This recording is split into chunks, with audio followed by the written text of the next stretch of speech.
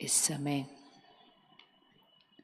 अपने भाग्य को देखें, आसपास अनेकों के भाग्य को देखें और थोड़ा सा साक्षी होकर इस विश्व के भाग्य को देखें। तो बहुत कुछ ऐसा हो रहा है इस समय दुनिया में जो महसूस होता है कि ये सही नहीं है, ये जो हो रहा है ये अच्छा नहीं हो रहा है। और फिर विश्व में अनेक आत्माएं आने वाले समय की भविष्यवाणी कर रही है कि 2025 ऐसा होगा, ऐसा होगा, ऐसा होगा। तो 2025 कैसा होगा, इसका निर्णय कौन लेगा? हमारा भाग्य कैसा होगा, ये कौन डिसाइड करेगा? विश्व का भाग्य कैसा होगा, वो कौन डिसाइड करेगा? आज हम सब यहाँ इकट्ठे हुए हैं तो इसी शुभ भावना के साथ कि क्या हम एक सुंदर संसार बनने का इंतज़ार करते रहेंगे या क्या हम उस खूबसूरत दुनिया बनाने के लिए अपना योगदान देने के लिए तैयार होते हैं। जैसे कभी भी कोई कार्य होता है, चाहे घर में होता है, परिवार में होता है, सब अपना छोटा छोटा उसमें योगदान देते हैं, कंट्रीब्यूट करते हैं। किसी सोसाइटी में हम रहते हैं, वहाँ कोई कार्य होता है तो तन मन धन से सब सेवा करते हैं। कोई धन लगाता है, कोई तन लगाता है, कोई मन लगाता है, सेवा करते हैं। इसी तरह इस समय विश्व में एक बहुत बड़ा कार्य करना है, उसमें भी हम सबको धन नहीं लगाना है, तन भी नहीं लगाना है, लेकिन हम सबको अपना मन लगाना है। 2020-21 अचानक से सृष्टि पर कोविड आ गया। कोई तैयार नहीं था उस बात के लिए और अचानक से बहुत कुछ बदल गया। हर एक घर में बंद था, लेकिन हर एक के मन में डर था। उस समय भी कुछ ऐसे विशेष आत्माएं थी जो अपने बारे में न सोचकर, अपने परिवार के बारे में न सोचकर निस्वार्थ भाव से सदा खड़ी थी सबकी सुरक्षा के लिए। हाथ उठाओ, खड़े थे या नहीं खड़े थे? वो खड़े थे ना। ये आत्मा का संस्कार है, निस्वार्थ भाव से सबका ध्यान रखना। कोविड खत्म हुआ, लेकिन उस 2 साल के अंदर करोड़ों आत्माओं ने पूरे विश्व में डर अनुभव किया, तनाव अनुभव किया, चिंता अनुभव की। बहुत लोग उस बीमारी से गुजरे तो उसकी भोगना भी हुई और हम में से अनेक परिवारों ने अपने किसी सदस्य को उस समय खोया। और इसीलिए सृष्टि पर डर था, तनाव था, लेकिन साथ साथ बहुत दुख भी था और दर्द भी था। अगर ये कुछ दिनों के लिए होता है तो ये जल्दी ठीक हो जाता है। अगर ये विश्व में किसी एक कोने में होता है तो दूसरी जगह सब ठीक चल रहा होता है। जब वो एक समय पर पूरी सृष्टि पर होता है और फिर वो 1, 1.5, 2 साल चलता है, तो जो सृष्टि का वायुमंडल है, जैसे घर का एक वायुमंडल होता है, ऐसे सृष्टि का भी वायुमंडल है। तो वो जो सृष्टि का वायुमंडल है उसमें दर्द, डर, चिंता आ जाती है। तो कोविड के बाद हमने क्या देखा कि सब ठीक ठाक है, घर में परिस्थितियां भी ठीक हैं, लेकिन कोविड के बाद बहुत लोगों को डर महसूस होने लगता है, चिंता होती है। और एक बहुत बड़ा नंबर जो रहा वो है बच्चे, स्कूल जाने वाले बच्चे। किसी को डर, किसी को एंजाइटी, किसी को पैनिक अटैक भी होने लगा। जब उनसे बात की तो पता चला कोई प्रॉब्लम नहीं है जीवन में, घर में सब ठीक ठाक है। फिर जब सब ठीक ठाक है तो ऐसा क्यों हो रहा है? तो वो कहते थे हमको नहीं पता हमको ऐसा क्यों हो रहा है। तो उसका कारण था सृष्टि का वायुमंडल। अभी इस समय देखें वायुमंडल कैसे बनता है। इस समय इस हम हॉल में, ग्राउंड में 5-6-7 हज़ार भाई बहनें बैठे होंगे। हम 5-6 हज़ार मन बैठे हैं इस ग्राउंड के अंदर इस समय। अगर कोई एनर्जी मीटर ले और इस ग्राउंड की एनर्जी को चेक करे तो 5-6 हज़ार मन की जो स्थिति होगी वो इस समय इस ग्राउंड की स्थिति है। अगर 5-6 हज़ार मन शांत हैं तो ग्राउंड की एनर्जी में शांति है। अगर अचानक अभी से कुछ हो जाता है और ये 5-6 हज़ार मन डर क्रिएट करते हैं तो इस ग्राउंड की एनर्जी में डर आ जाएगा।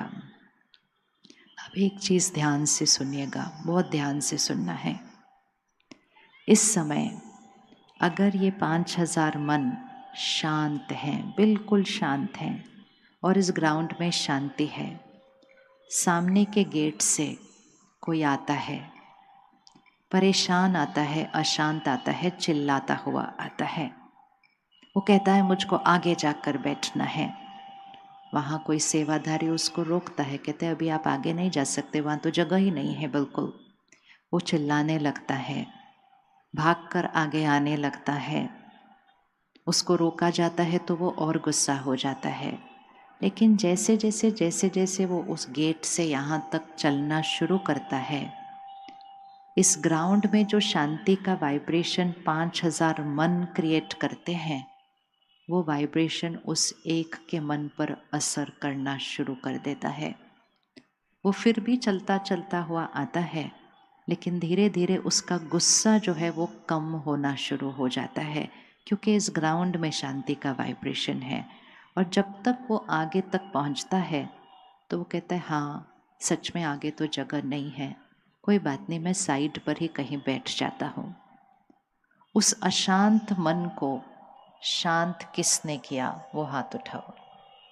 किसने उस अशांत मन को शांत किया? हाथ उठाओ।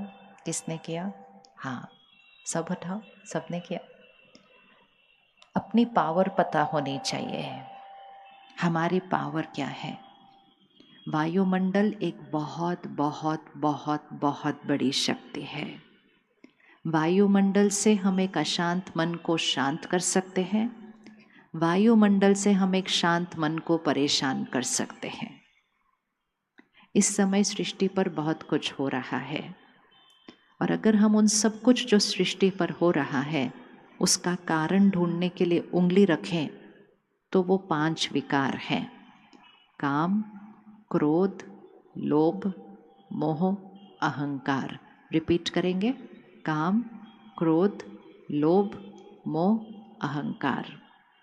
अपराध, कोई सुरक्षित नहीं है। हिंसा, युद्ध, लोभ से क्या क्या होता है हमको पता है। तो काम, क्रोध, लोभ, मोह, अहंकार से सृष्टि पर बहुत अपराध हो रहे हैं। लेकिन जब हम उनकी खबरें पढ़ते हैं और हम कहते हैं वो ऐसा कैसे कर सकते हैं, वो ऐसा कैसे कर सकते हैं, वो ऐसा कैसे कर सकते हैं, वो पंखा नहीं चाहिए, और हम उंगली उन पर ही रख देते हैं जैसे वो ही कारण है सारे अपराध और दुख का। अगर हमारा मन है कि सृष्टि से सब अपराध हट जाए तो हमें एक वायुमंडल क्रिएट करना पड़ेगा जिसमें काम, क्रोध, लोभ, मोह, अहंकार नहीं होगा। क्या हम उसके लिए अपना योगदान देने के लिए रेडी हैं? अगर एक चलता हुआ अशांत मन शांत हो गया तो एक शांत मन भी हम सब के क्रोध की अग्नि की वजह से अशांत हो सकता है। हम कहते कोई उस बहन के साथ ऐसा कैसे कर सकता था? उस आत्मा के अंदर काम विकार की अग्नि थी, लेकिन उस आत्मा के अंदर काम विकार की अग्नि इतनी क्यों प्रज्वलित हो गई? क्योंकि सृष्टि पर काम विकार की अति चल रहे हैं। चाहे वो सोच में हो, चाहे वो वाणी में हो, चाहे वो सिर्फ फ़ोन पे वीडियोस देखने में हो। हम उस काम विकार का हिस्सा हैं जिसकी अग्नि सृष्टि पर फैलती है और वो किसी न किसी के मन पर ऐसा प्रभाव डालती है कि वो आत्मा अपने संस्कार के वशीभूत होकर कुछ ऐसा कर देता है जो सिर्फ उसका भाग्य नहीं, किसी और का भाग्य बदल जाता है। लेकिन उस अपराध में, वो अपराध उस एक ने किया, लेकिन वायुमंडल तो हम सब ने बनाया। और अगर हम चाहते हैं कि वो अपराध फिर कभी इस सृष्टि पर ना हो, तो फिर हमें प्रतिज्ञा करनी पड़ेगी कि हम अपने मन से इन विकारों के अंश मात्र को भी खत्म कर देंगे। तब सृष्टि पर काम, क्रोध, लोभ, मोह, अहंकार खत्म हो जाएगा। वायुमंडल में इतनी बड़ी शक्ति होती है। कौन कौन रेडी है इसका पुरुषार्थ करने के लिए? खबरें सुनकर दूसरों पे उंगली रखना ये तो इजी है करना। अपना योगदान क्या है? हमने 2 साल कोविड में इतना डर क्रिएट किया, आज हमारे डर की वजह से वो बच्चों के अंदर इतना डर बैठ गया है। कोविड के बाद विश्व में तो हुआ होगा, हमको तो भारत का पता है, डिप्रेशन, एंजाइटी मतलब मेंटल हेल्थ इशू भी बढ़ गए। 2024 में बहुत सारे लोगों ने, और उसमें विशेष बहुत सारे बच्चों ने, न जीने का फैसला लिया। इसका मीनिंग क्या होता है? वो मन अपने आप में इतना हताश, अपने ही सोच की उलझनों में इतना कंफ्यूज्ड कि वो निराशा उसके ऊपर इतनी हावी हो जाती है कि वो अपने शरीर को त्याग कर देता है और माता पिता के लिए एक चिट्ठी लिखकर छोड़ के चला जाता है। लेकिन ये सारी निराशा और हताश हवा में लाया कौन?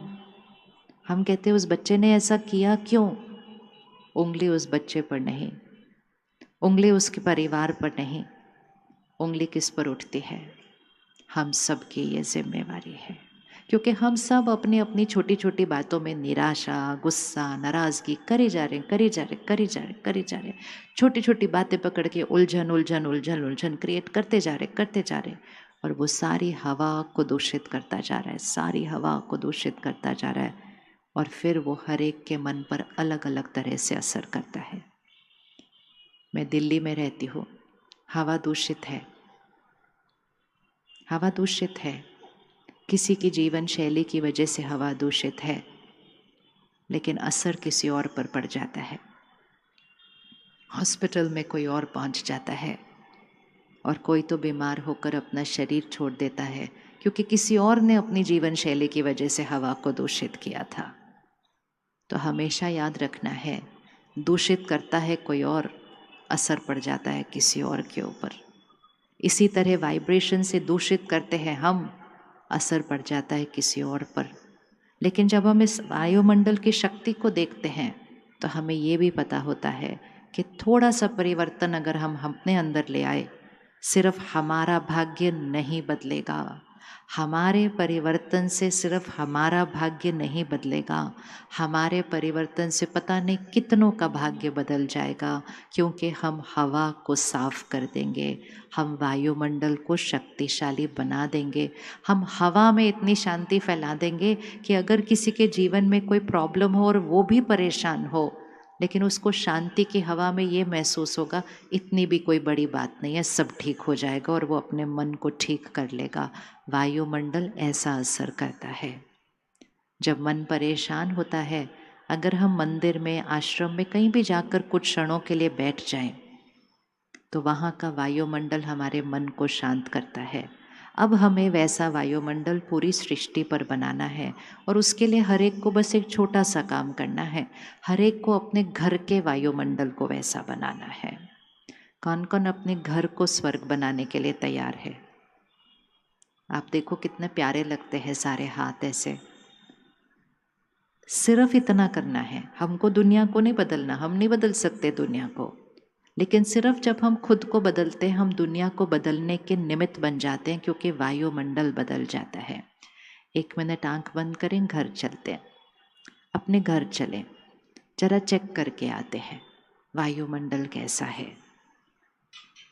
अभी अभी वहीं से आए थे, देखें अपने आप को घर के दरवाजे पर और दरवाजे को धीरे से खोलते हुए अंदर चलते हैं। पहले इन आंखों से जो दिखाई देता है उसको देख लेते हैं। कमरे हैं, फर्नीचर है, बहुत सुंदर सुंदर चीज़ें उस मकान में पड़ी हैं। बहुत सुंदर मकान है। अब अपनी सबसे स्पेशल कुर्सी पर जाकर बैठ जाएं और साक्षी होकर अपने घर की ऊर्जा को महसूस कीजिए। घर के वायुमंडल वाइब्रेशन को महसूस कीजिए। घर दिखने में एक जैसे होते हैं, लेकिन हर घर की वायुमंडल अलग अलग होती है। इस समय बिल्कुल डिटैच्ड साक्षी होकर देखें, मेरे घर की हवा कैसी है, मेरे घर की हवा कैसी है। अर्थात हर रोज मेरे घर की स्थिति कैसी होती है। सुकून है, सम्मान है, प्यार है, एकता है, निस्वार्थ सेवा भाव है, या कहीं कहीं कोई कुछ दाग है, दर्द है, चिंता है, दुख है, चीखना चिल्लाना है, क्रोध से एक दूसरे के साथ टकराना है।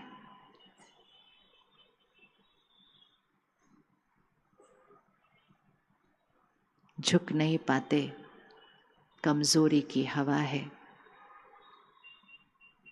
बातों को खत्म नहीं कर पाते, पुरानी बातों की दर्द की हवा है। क्या है मेरे घर की हवा? अब उस घर में सिर्फ हम अकेले तो रहते नहीं, और भी लोग रहते हैं। लेकिन हमेशा याद रखना, वायुमंडल को बदलने की शक्ति एक आत्मा के पास होती है। एक अपने को परिवर्तन कर ले, वो घर की हवा बदलनी शुरू हो जाएगी। दूसरों को नहीं देखना, लेकिन ये तो ऐसा करते, वो तो ऐसा करते। एक बदलना शुरू कर दे, दूसरे बदलने शुरू हो जाएंगे और वो घर स्वर्ग बन जाएगा, सिर्फ एक की प्रतिज्ञा से कि मैंने इस घर की हवा का ध्यान रखना है। अपने अहंकार में अकड़ कर वायुमंडल को दूषित नहीं करना। एक सेकंड चुप रहकर बात को खत्म करके, थोड़ा सा झुक कर, थोड़ा सा एडजस्ट करके, मैंने अपने घर के वायुमंडल को स्वर्ग बनाना है। बात हो भी गई तो एक सेकंड में बात को खत्म करके, फिर से प्यार से एक दूसरे से बात करके, मैंने अपने घर को स्वर्ग बनाना है। मैं अपने घर का शक्ति स्तंभ हूँ। मैं अपने घर की वो छोटी सी अगरबत्ती हूँ। मैं अपने घर का लाइट हाउस हूँ। मुझे अपने घर से अज्ञान के अंधकार को हटाकर ज्ञान की रोशनी को लाना है। मुझे अपने बच्चों को शक्तिशाली बनाना है।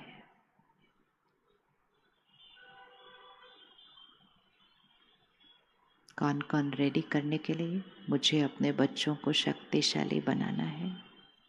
कोई और तरीका नहीं है। आप सोचिएगा आज, आप सोचिएगा कल। हम देखते जा रहे हैं शक्तियाँ कम हो रही है, हम कुछ नहीं कर रहे। बैटरी फ़ोन की जब कम होनी शुरू होती है तो दिखाई देती है ना। 4 थी लाइन, 3 हो गई, 2 हो गई। जब 2 हो गई तब तो रुक कर देखना चाहिए अब क्या करना है। और अगर 1 हो गई तो इमीडिएटली पावर सप्लाई के साथ कनेक्ट तो करना चाहिए। और ज़रूरी नहीं है हमारे घर में कुछ होने का इंतज़ार करना है। कहीं भी कुछ हुआ तो वो दर्शाता है कि परिवार में बच्चों की मन की स्थिति कैसी चल रही है। और उसमें एक बहुत मुख्य कारण है वो छोटा सा खिलौना जो सबके हाथ में पकड़ा हुआ है। तो अपना भाग्य बदलने के लिए और उनका भाग्य बदलने के लिए आज की हमारी सबसे पहली प्रतिज्ञा, जिसके बिना और कोई परिवर्तन आ ही नहीं सकता, तो पहले वो ही प्रतिज्ञा कर लेते हैं। कौन कौन अपने फ़ोन से डी एडिक्ट होने के लिए रेडी है? किस किस को लगता है कि हम फ़ोन से एडिक्टेड हैं? पहली बात, कैसे पता चलेगा कि हम फ़ोन से एडिक्टेड हैं या नहीं हैं? सबसे इम्पोर्टेंट चीज़, रात को उसको अपने साथ लेकर सोते हैं। हाथ उठाओ, कौन कौन रात को लेकर सोता है अपने नज़दीक? ऐसे ओह, सब लोग लेकर सोते हैं अपने पास। ओह ओह, जिसने फ़ोन बनाया होगा ना, उसने कभी नहीं सोचा होगा सारे लोग इसको लेकर अपने साथ सोएंगे। कभी सोचा ही नहीं होगा उस व्यक्ति ने ये बात। रात को सोने से पहले उसको देख लेते हैं, सुबह उठते ही उसको देख लेते हैं, आधी रात को बीच में नींद खुल गई तो भी उसको देख लेते हैं। इतनी बार तो अपने बच्चे को भी नहीं देखते रात को जितना फ़ोन को देख लेते हैं। देखते हैं कि नहीं फ़ोन को उतनी बार? सुबह सुबह उठ को परमात्मा को याद करने से पहले पहले फ़ोन को उठा के ऐसे ऐसे करके सब कुछ चेक कर लेते हैं। दुनिया में क्या हुआ, कोई मैसेज आया, सोशल मीडिया पे क्या हुआ, सब कुछ अपने ऊपर भरने के बाद फिर कहते हैं परमात्मा को याद करेंगे। और फिर याद करने बैठते तो मन एकाग्र नहीं होता, क्योंकि मन को तो पहले ही दुनिया की बातों से सारा हलचल में लेकर आ गए हैं। कैसे एकाग्र होगा? तो अब जिसने हाथ उठाया कि मुझे डी एडिक्ट होना है, तो छोटी छोटी प्रतिज्ञाएं। पहली चीज़, फ़ोन पे जो नोटिफिकेशन ऑन होती है, वो जो टिंग टिंग टिंग बजते रहते हैं ना, ऐसे टिंग टिंग टिंग, उसको अभी साइलेंट कर दो फॉर एवर, हमेशा के लिए। अभी निकालो, फ़ोन निकालते, notification, all notification silent for ever. ये नोटिफिकेशन हमारे मस्तिष्क पर असर कर रही है, हमारे ब्रेन पर असर कर रही है। बचता ना, इसका मैसेज आया टिंग, उसका मैसेज। फ़ोन की घंटी बजे इज़ फाइन, लेकिन वो टिंग टिंग टिंग छोटे छोटे जो बजते रहते हैं ना, आजकल कुछ लोगों के लिए बिना फ़ोन पे टिंग बजे उनके मन में टिंग टिंग बजता रहता है वो। इसलिए उसको साइलेंट करें हमेशा के लिए। समय फिक्स करें, हर आधे एक घंटे के बाद फ़ोन को उठाएं, चेक कर लें कि इस एक घंटे में किसका मैसेज आया था। दूसरी चीज़, रात को सोने से पहले 1 घंटा और सुबह उठते ही 1 घंटा हम इस फ़ोन से कुछ ऐसा ग्रहण नहीं करेंगे जो इस सृष्टि के और मेरे घर के वायुमंडल को नीचे लेकर आता है। आपको पता है, जब हमारे घर में पूजा होती है, हवन होती है, कितने श्रेष्ठ मंत्र शब्द पूरे घर की हवा में फैलते हैं। कहते घर का शुद्धिकरण हो गया। आज होता है ना शुद्धिकरण, जब पूजा पाठ हवन करते हैं घर में। अगर पूजा पाठ हवन के शब्दों से, उस ऊर्जा से घर का शुद्धिकरण होता है, तो हर एक जब फ़ोन लेकर बैठता है और ऐसे ऐसे ऐसे करता रहता है और काम क्रोध लोभ मोह अहंकार के वीडियो देखता रहता है, तो क्या घर का अशुद्धिकरण नहीं होता है उस समय वो सारे शब्द जो चल रहे होते हैं? पहले तो एक टीवी चलता था घर में, अब तो जितने हैं उनके हाथ में टीवी है, तो कितने शब्द चलते होंगे घर के अंदर। तो उस घर का अशुद्धिकरण हम करते हैं, उसका प्रभाव बच्चों के मन पर पड़ता है और फिर उनके हाथ में भी फ़ोन आ जाता है। हमें अपने बच्चों को उस फ़ोन से हटाना पड़ेगा। फ़ोन के हटाना मतलब फ़ोन तो यूज़ करेंगे, लेकिन एडिक्शन से हटाना पड़ेगा। लेकिन उसको हटाने के लिए हमें पहले सिर्फ एक को ही हटाना होगा। उंगली रखो, किसको हटाना पड़ेगा? इधर, अपने आप को। आज हमने 1 घंटा यहाँ उंगली बार बार रखनी है, खुद को हटाना पड़ेगा। कौन कौन कर सकता है? विकारों वाले कोई भी कंटेंट नहीं देखेंगे।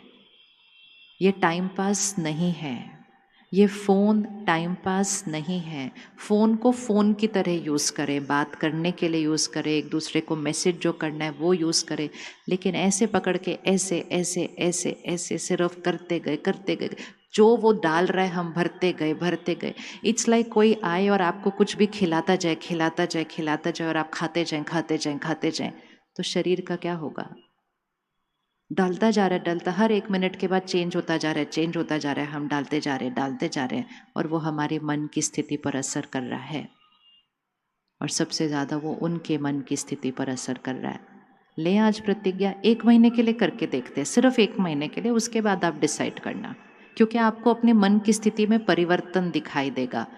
1 महीना हम कोई ऐसा वीडियो नहीं देखेंगे, कोई ऐसी मूवी नहीं देखेंगे, कोई ऐसा गाना नहीं सुनेंगे, कोई ऐसा जोक नहीं पढ़ेंगे जिसके अंदर कोई भी काम, क्रोध, लोभ, मोह, अहंकार, ईर्ष्या, द्वेष, नफरत, निंदा, ऐसा कोई विकार है, ऐसा हम कोई कंटेंट सिर्फ फरवरी मास के लिए नहीं करेंगे। चलो शिवरात्रि तक सिर्फ 20 दिन बचे हैं। कौन ये 20-21 दिन का व्रत करने के लिए रेडी है? वो हाथ उठाओ। बट अटेंशन रखना, अटेंशन, बहुत अटेंशन, क्योंकि वो अब भी ऑन करोगे तो अब भी आ जाएगा सबसे पहले सामने, अब भी आ जाएगा फ़ोन पे सबसे सामने। और अगर कोई आपको कोई ऐसा मैसेज भेजता है, कोई ऐसा वीडियो भेजता है, तो बिना उसको देखे उसको डिलीट करिए। ऐसे मैसेजेस फ़ोन पे भी नहीं पड़े होने चाहिए, फ़ोन की वाइब्रेशन भी दूषित हो जाती है ऐसी चीज़ रखकर। और जब हम उसको देखेंगे नहीं, पढ़ेंगे नहीं, उनको रिप्लाई करेंगे नहीं, अगले हफ्ते तक लोग आपको ऐसी चीज़ें भेजना बंद कर देंगे। लोग हमें वही खिलाएंगे जो हम खाना पसंद करते हैं, हम जवाब नहीं देंगे, उन्होंने भेजना बंद कर देना है। तीसरी चीज़, सारा दिन में तो हम फ़ोन को बहुत यूज़ करते हैं। एक एक अभ्यास घर पे करके देखिए। शाम को घर आने के बाद क्या हो रहा है, अभी सब घर तो आते ही पहले इतना लेट है, 7-8 बजे से पहले आते नहीं हैं घर, लेकिन सब आकर उस खिलौने को लेकर बैठ जाते हैं अपने घर पे। सामने लोग बैठे हुए हैं लेकिन बात यहाँ कर रहे हैं किसी के साथ। तो जो हमारे रिश्ते हैं उस पर उनका असर पड़ रहा है। किसी के साथ कोई मतभेद घर पे हो जाता है, एक दूसरे को मनाने की भी कोशिश नहीं करते, अपने अपने कमरे में जाके फ़ोन लेकर बैठ जाते हैं, क्योंकि अब बोर नहीं होते ना, फ़ोन पड़ा हुआ है। पहले बोर होते थे तो फिर दूसरे को बोलते थे चलो ना, बस बहुत झगड़ा हो गया, चलो खाना खाते भाई। लेकिन अब फ़ोन है, इसलिए एक चीज़ अभ्यास करके देखते हैं।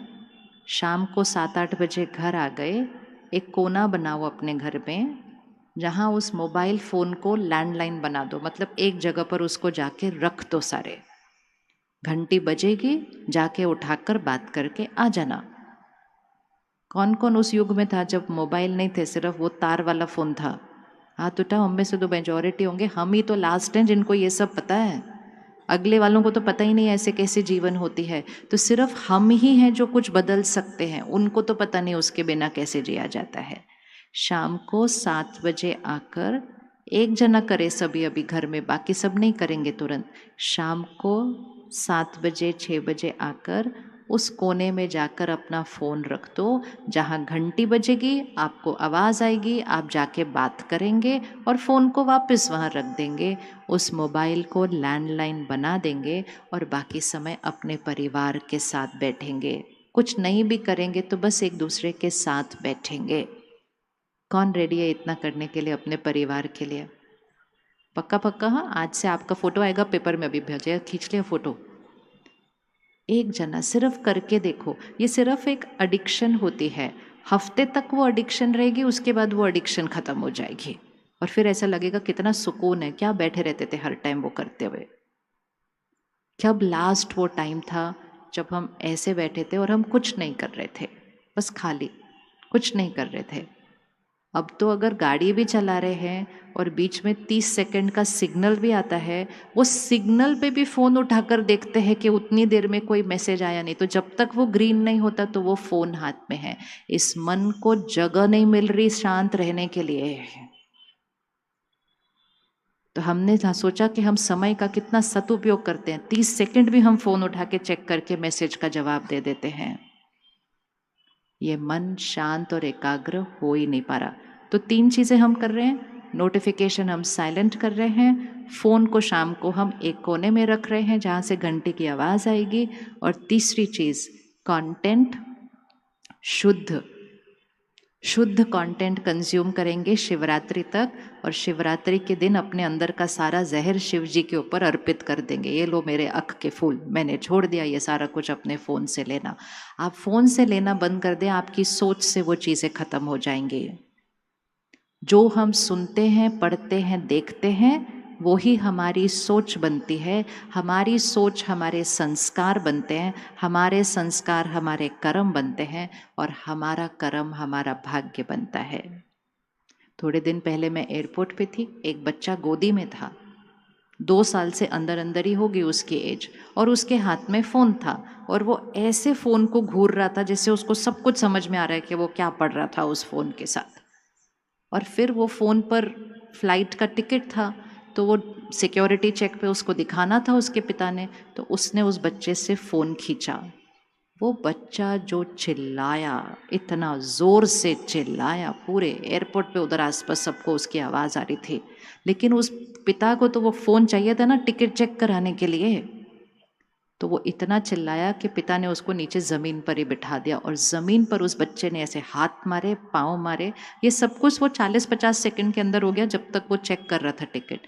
और जैसे ही उसको वो फ़ोन पकड़ाया, 1 सेकंड में मौन हो गया। 1 सेकंड में। इसको कहते हैं एडिक्शन। इसको कहते हैं एडिक्शन। और फिर वो बस में जैसे जाते हैं फ्लाइट की तरफ, तो मैंने उसकी माँ को बोला, मैंने कहा आपने देखा क्या हुआ अभी? कहती हाँ। मैंने कहा तो 2 साल का भी नहीं है, ये अभी से ऐसे करेगा तो कैसे होगा, आप थोड़ा ध्यान रखो। तो कहती क्या कर सकते हैं, आजकल तो सबके पास ही फ़ोन है, और उसने बात को हल्के में ख़त्म कर दिया। जो बच्चा 2 साल की एज में ऐसा करेगा, आपको क्या लगता है वो बाद में क्या करेगा? ये उसी नशे की तरह होगा जो छोड़ना चाहेंगे तो छोड़ नहीं सकेंगे। थोड़े दिन पहले हमारे पास सेंटर पर कोई आया, उसका 12वीं का एग्ज़ाम था। मैंने कहा 3 महीने के लिए फ़ोन यहाँ छोड़ के जा सेंटर पर, 3 महीने के बाद तुमको वापस देंगे, तब तक तुम छोटा वाला फ़ोन यूज़ करो जिस पे सिर्फ बात करो अपना ट्यूशन क्लास जाने के लिए। पहले तो मान नहीं रही थी, इतनी देर सुनने के बाद मानी। बड़ी मुश्किल से उसने फ़ोन निकाल कर हमारे पास रखा, 5 मिनट बैठी और फिर बिल्कुल मेरी तरफ इस तरफ देखा जैसे कि एकदम परवश, और फिर कहती है नहीं, आई एम सॉरी, मैं फ़ोन नहीं छोड़ के जा सकती, और फ़ोन उठाकर लेकर चली गई। ये बिल्कुल वैसी एडिक्शन है, बिल्कुल वैसी, जो छोड़ना चाहें तो भी छोड़ नहीं सकते। इसलिए भाग्य अगर बदलना है तो जब तक ये एडिक्शन नहीं छूटेगी, सोच नहीं बदलेगी, सोच नहीं बदलेगी, कर्म नहीं बदलेंगे, कर्म नहीं बदलेगा तो भाग्य नहीं बदलेगा। रेडी करने के लिए उन पर जाकर नहीं उनको बोलना आपको करना है, मुझको करना है, मुझ एक को करना है अपने घर। एक से घर की हवा बदलेगी, हवा का असर उन बच्चों पर पड़ेगा और वो बच्चों के अंदर करने की शक्ति तो आएगी कम से कम। किस किस के घर में फ़ोन और टीवी खाना खाने के टाइम ऑन रहते हैं? मतलब सारा दिन का जो असर हो गया वो हो गया, और जब सबसे ज़्यादा इम्पोर्टेंट टाइम था खाना खाने का, उसमें भी वो डाल दिया। जैसा अन्न होता है वैसा, रिपीट करें, जैसा अन्न होता है वैसा मन होता है। हम वो हैं जिन्होंने सीखा था परमात्मा को याद करके खाना खाना है, साइलेंस में खाना खाना है। सामने टीवी पर या तो विश्व की खबरें चल रही है, न्यूज़ चल रही है, या घर टूटने वाले सीरियल चल रहे हैं, साथ में फ़ोन भी है, इधर से खाना भी है। वो खाने में कौन से शब्द जा रहे हैं? और जैसा अन्न होगा वैसा मन होगा। तो चौथी पॉइंट है कि खाना खाने के समय फ़ोन और टीवी ऑन नहीं हो सकता। कौन कौन रेडी ये करने के लिए? 10 मिनट लगेंगे खाना खाने को सिर्फ। और ये रूल तो आपको अपने बच्चों पर आज से करना पड़ेगा लागू। होने दो नाराज, उनको होने दो, चिल्लाने दो, रोने दो, बोलने दो हम खाना नहीं खाएंगे, बोलो मत खाओ। डरना नहीं चाहिए बच्चे अगर रोते हैं तो। अभी रो लें कोई बात नहीं, आगे जाकर रोना नहीं चाहिए। वो जब रोते हैं ना तो उससे ज़्यादा दर्द कोई और नहीं होता, अभी रोने में कोई प्रॉब्लम नहीं है। तो 4 बातें हो गई, नोटिफिकेशन, लैंडलाइन, खाना खाने के समय और कंटेंट की क्वालिटी। जब भी जीवन में कुछ होता है तो बात कुछ ना कुछ बाहर से आती है, और हमारा मन इमिजिएटली ये प्रश्न करता है कि मेरे साथ ऐसा क्यों हुआ, कि मेरे भाग्य में ऐसी बात क्यों आई, या किसी और के भाग्य में ऐसी बात क्यों आई, और मन आंसर ढूंढना शुरू करता है। लेकिन बचपन से हमने सीखा था कि जो कुछ हो रहा है वो परमात्मा की मर्जी से हो रहा है। तो ऑटोमेटिकली छोटी छोटी बातों के लिए हम उंगली यहाँ रख देते थे और कोई बड़ी बात होती थी तो उंगली कहाँ रख देते थे, वहाँ रख देते थे। आप में से सब स्वीकार करते हैं कि जो कुछ हो रहा है वो परमात्मा की मर्जी से हो रहा है? हाथ उठाओ, कौन कौन स्वीकार करता है इस बात को? स्वीकार करते हैं ना, भगवान की मर्जी से हो रहा है सब कुछ।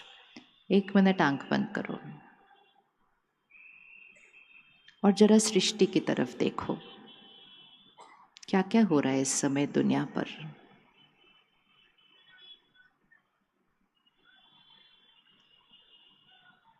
कोई बच्चा घर से निकलता है, वापस ही नहीं आता, ये भगवान की मर्जी से हो रहा है। हॉस्पिटल में जाओ तो जगह नहीं है, ये भगवान की मर्जी से हो रहा है। युद्ध है जो इतने महीने हो गए खत्म ही नहीं होता, ये भगवान की मर्जी से हो रहा है। कोविड आया, इतने परिवारों का भाग्य बदल गया, ये भगवान की मर्जी से हो रहा है।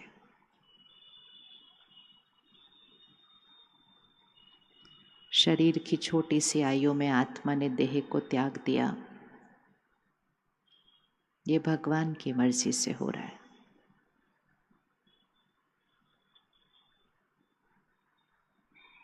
दुख हरता सुख करता विश्व कल्याणकारी परमात्मा, प्यार का सागर, शांति का सागर, हमारा मात पिता, हम उसके बच्चे हैं और ऐसा भाग्य वो लिखता है।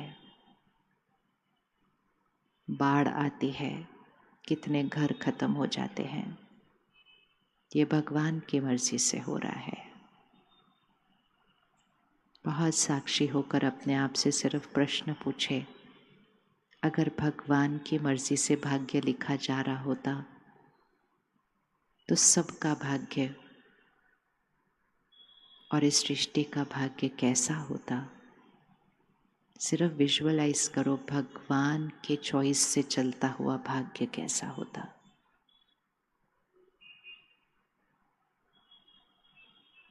किस किस को लगता है अगर भगवान भाग्य लिख रहा होता तो सब कुछ परफेक्ट होता, बहुत बढ़िया होता? हाथ उठाओ, लगता है कि सब कुछ परफेक्ट होता कि नहीं होता? चलो भगवान ना लिखे, आपको ही चॉइस मिल जाए सबका भाग्य लिखने की, तो आप सबका भाग्य कैसा लिखेंगे? आप बीमारी लिखेंगे किसी के भाग्य में, अकाले मृत्यु लिखेंगे किसी के भाग्य में, किसी के रिश्ते टूटते हुए आप लिखेंगे, बाकी तो बहुत कुछ इतना हो रहा है जो वर्णन भी नहीं हो सकता, ये हम लिखेंगे। तो एक बार क्षण चेक करना है, परमात्मा हमें सही कर्म करने का ज्ञान देते हैं, शक्ति देते हैं, प्यार देते हैं, लेकिन परमात्मा हमारा भाग्य अगर लिखते तो हमारा भाग्य परफेक्ट होता, और परमात्मा अगर हमारा भाग्य लिखते तो सबका एक जैसा परफेक्ट होता। क्या आज भाग्य एक जैसा है सबका? नहीं। आपके बच्चे हैं, आप उनका भाग्य लिखोगे तो कैसा लिखोगे? कौन कौन अपने बच्चे के भाग्य में 100 बुखार कल लिखने के लिए रेडी है? नहीं रेडी है। हॉस्पिटल में जाको कैंसर वार्ड में कितने बच्चे बैठे हैं। हम अपने बच्चे के भाग्य में 100 बुखार न लिखें और भगवान ने वो बच्चों के भाग्य में इतनी बड़ी बीमारी लिख दी है। तो इसलिए आज से इसको चेक करते हैं। दूसरी एक मान्यता है जो बचपन से सुनी थी कि जैसा कर्म वैसा परिणाम। कौन कौन उस बात को स्वीकार करता है? जैसा कर्म वैसा परिणाम। तो दोनों नहीं हो सकते ना, दोनों में से एक ही हो सकता है। अब इसको चेक करते हैं। अगर परमात्मा हमारा भाग्य लिखता तो सारा कंट्रोल किसके पास है? उंगली रखो, सारा कंट्रोल किसके पास है? ऊपर। मेरे पास कोई कंट्रोल नहीं, सारा कंट्रोल उसके पास। अगर मेरे कर्म से भाग्य लिखा जाता तो सारा कंट्रोल किसके पास है? तो मेरे पास है। हमारे बहुत सारे कर्म बहुत बहुत बहुत अच्छे, बहुत श्रेष्ठ हैं, लेकिन कभी कभी कुछ ना कुछ गलती हो ही जाती है, जाने अनजाने में। तो हमारा भाग्य भी बहुत अच्छा है, बीच में छोटी बड़ी बातें आ जाती हैं। मोस्ट इम्पोर्टेंट, हमारा कर्म एक जैसा नहीं है और इसीलिए हमारा भाग्य भी एक जैसा नहीं है। तो दोनों में से एक बात को स्वीकार करना पड़ेगा, दूसरे को छोड़ना पड़ेगा। हमारा भाग्य परमात्मा की मर्जी से लिखा जा रहा है या हमारा भाग्य हमारे कर्मों के अनुसार लिखा जा रहा है? कौन सी बात राइट है? अब कौन कौन मानता है कर्मों के अनुसार लिखा जा रहा है? वो हाथ उठाओ। पक्का पक्का, हमेशा के लिए। आगे से उंगली ऊपर, आगे से उसके ऊपर उंगली। पता है क्या होता है जब कुछ ऐसा होता है ना, तो हमने बहुत देखा है भगवान से ही नाराज हो जाते हैं। मैंने लोगों को देखा है अपने घर से मंदिर ऐसे फेंकते हुए, तोड़ते हुए, क्योंकि बात ही इतनी बड़ी आती है उनके घर में। और उस समय जो लोग मिलने आते कहते क्या करे, ईश्वर की मर्जी, वो ईश्वर की मूर्ति को ही उठाकर उस टाइम फेंक देते हैं। इतना गुस्सा आता है, ऐसा कैसा ईश्वर है ये? क्योंकि गलत मान्यता से चल रहे थे।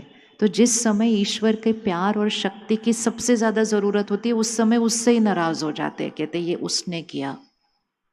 तो आज से जब भी कोई बात होगी, बहुत अच्छी वाली, थोड़ी मुश्किल वाली बात कोई भी हो, उंगली ना इधर रखनी, ना इधर रखनी, ना इधर रखनी, ना इधर रखनी। उंगली किस पर रखनी? रखें रखें, जल्दी से उंगली किस पर रखें? यहाँ यहाँ यहाँ यहाँ यहाँ। किस पे रखेंगे? यहाँ। मेरा भाग्य, इसीलिए देखो भाग्य की लकीर भी यहाँ बोलते हैं ना, कहते हैं भाग्य यहाँ। क्यों यहाँ करते हैं भाग्य? क्योंकि आत्मा का रहने का स्थान यहाँ है। तो आत्मा यहाँ रहती है, कर्म यहाँ होते हैं, तो भाग्य भी यहाँ होता है। तो किस पर उंगली रखेंगे आज से? हमेशा अपने पास उंगली रखो, और परिवर्तन करने की शक्ति भी अपने पास है। किस किस को अच्छा लगता है किसी से जाके पूछना, बताओ ना मेरे हाथ में क्या लिखा है, मेरे आने वाले समय में क्या होने वाला है? किसको इंटरेस्ट है अपना भाग्य जानने का? हाथ उठाओ प्यार से। हाँ उठा लो, ऐसे नहीं हो सकता। हाँ होता है ना, बताओ ना, बताओ क्या लिखा है, मेरा आगे क्या होने वाला है? एक बात ध्यान से रखना, ये सब बातें सुनना आसान होता है, किसी को भी बैठ के ऐसे अपना हाथ दिखाना आसान होता है। आजकल तो कंप्यूटर पे जाके जाके सॉफ्टवेयर अपनी डेट एंटर करते, अपनी जन्मपत्री खुद ही बना के देखने लग जाते हैं। कोई भी बात अगर सुन ली, पढ़ ली और अंदर चली गई ना, मन के अंदर, उसको निकालना मुश्किल हो जाता है। उसके बाद बहुत मुश्किल होता है, लोगों की जीवन अफेक्ट हो जाते हैं, क्योंकि उनको 20 साल पहले से ही वो बात पता चल जाती है कि 20 साल बाद ऐसा होने वाला है। क्या होने वाला है वो जानने की ज़रूरत नहीं है। अपनी तैयारी इतनी अच्छी कर लें कि कुछ भी होगा तो उसका सामना करने की शक्ति हमारे पास है, और उसको बदलने की शक्ति भी हमारे पास है। पंडित जी हमें ये बता सकते हैं कि क्या होने वाला है अगले साल, लेकिन जो होने वाला है वो तो होने ही वाला है, लेकिन जब वो होगा तो उसका सामना हम कैसे करेंगे, वो शक्ति हमें क्रिएट करनी है। अगर कोई आपको आज बता दे कि 6 महीने के बाद ना कोई आपको धोखा देने वाला है, इतनी सी बात तो आपकी जन्मपत्री में लिखी होगी, हम 6 महीने पहले हमें पता चल जाएगा कि कोई धोखा देने वाला है, तो वो 6 महीने कैसे बीतेंगे? वो 6 महीने कैसे बीतेंगे? धोखा तो 6 महीने बाद मिलने वाला है, वो 6 महीने कैसे बीतेंगे? इसको देखेंगे, ये तो नहीं है वो तो नहीं है वो, ये तो नहीं है। 6 महीने में शक्ति इतनी घट जाएगी कि जब वो धोखा मिलेगा तो वो धोखा को सहन करने की शक्ति नहीं होगी। प्रेडिक्शन, सपोज आज हम अपना ब्लड टेस्ट करवाते हैं और उसमें हमारा शुगर लेवल बॉर्डर लाइन पे या थोड़ा सा ज़्यादा ही आ जाता है, तो डॉक्टर हमें बुलाता है। डॉक्टर कहता है आपके घर में किस किस को डायबिटीज़ है, तो हम 2-3 नाम बता देते हैं। डॉक्टर कहता है आपकी लाइफस्टाइल कैसी है, हम वो बता देते हैं। और तीसरा डॉक्टर हमारी ब्लड रिपोर्ट देख लेता है। ये 3 चीज़ें देखकर डॉक्टर कहता है आने वाले 6 महीने के अंदर अंदर आपको डायबिटीज़ हो सकता है। वो डॉक्टर बिल्कुल राइट बोलता है, वो प्रेडिक्शन है जो राइट है। किस आधार से निकली? हमारे घर में किसको है, मेरी जीवन शैली कैसी है, और मेरी आज की ब्लड रिपोर्ट क्या कह रही है। वो प्रेडिक्शन, वो भविष्यवाणी हम लेते हैं, घर जाते हैं। अब उस भविष्यवाणी से वास्तविकता क्या बननी है, उसका कंट्रोल किसके पास है? किसके पास है? बताओ, उंगली रखो, डॉक्टर के पास या हमारे पास? हमारे पास। कोई आएगा घर, बोलेगा मेरे को डायबिटीज़ होने वाला है, मेरे को डायबिटीज़ होने वाला है, बट मैं क्या करूँ, मुझे एक्सरसाइज करने का टाइम नहीं मिलता, ये नहीं होता वो। लेकिन उसको टेंशन इतनी हो जाएगी कि 6 महीने से पहले ही उसको हो जाएगा, और वो कहेगा डॉक्टर बहुत अच्छा है, उसने पहले ही बता दिया था मुझे ये होने वाला है। और कोई और आएगा, अपनी सारी जीवन शैली बदल देगा, अपना सोचने का तरीका बदल देगा, और उसको डायबिटीज कब होगा? कभी नहीं होगा उसके पास। उसकी भविष्यवाणी रॉन्ग निकलेगी। भविष्यवाणी सही होती है, वास्तविकता क्या बनानी है वो चॉइस हमारे पास है, वो पावर हमारे पास है। तो अगर कोई हमें बोले आपका अगला साल बहुत भारी है, भारी है, अब भारी का क्या डेफिनेशन है, कितना भारी है? मतलब कुछ बातें आने वाली हैं। लेकिन अगर हम अपनी शक्ति को बढ़ा दें तो हमें वो बातें भारी नहीं लगेंगी। इट्स लाइक सेइंग ये टेबल भारी है। अगर मैं कमज़ोर हूँ, मेरे लिए ये भारी है, कल मैं अपनी शक्ति बढ़ा दूँ तो मैं इस टेबल को एक हाथ में उठा दूंगी, लेकिन कहने वाला तो यही कहेगा कि ये टेबल भारी है। तो ऐसे इन्फॉर्मेशन सुन के अपने आप को डराना नहीं है। कुछ भी छोटी सी बात होती है फटाफट देखने जाते, क्या लिखा है, क्या लिखा है, क्या होने वाला है। वही होने वाला है जो हम अपने कर्मों से अभी बनाएंगे। पावर हमारे पास है भाग्य बनाने की। रेडी? सिर्फ जानना है या अपनी चॉइस का बनाना है? कौन सा वाला करना है? जानना है या अपनी चॉइस का बनाना है? किस किस को अपनी चॉइस का बनाना है? हाँ बस, तो वो जानना नहीं है हमको। बिना बात के अपने मन में ऐसे बातें भर भर के चिंता और डर नहीं क्रिएट करनी है। अपनी चॉइस का बनाना है।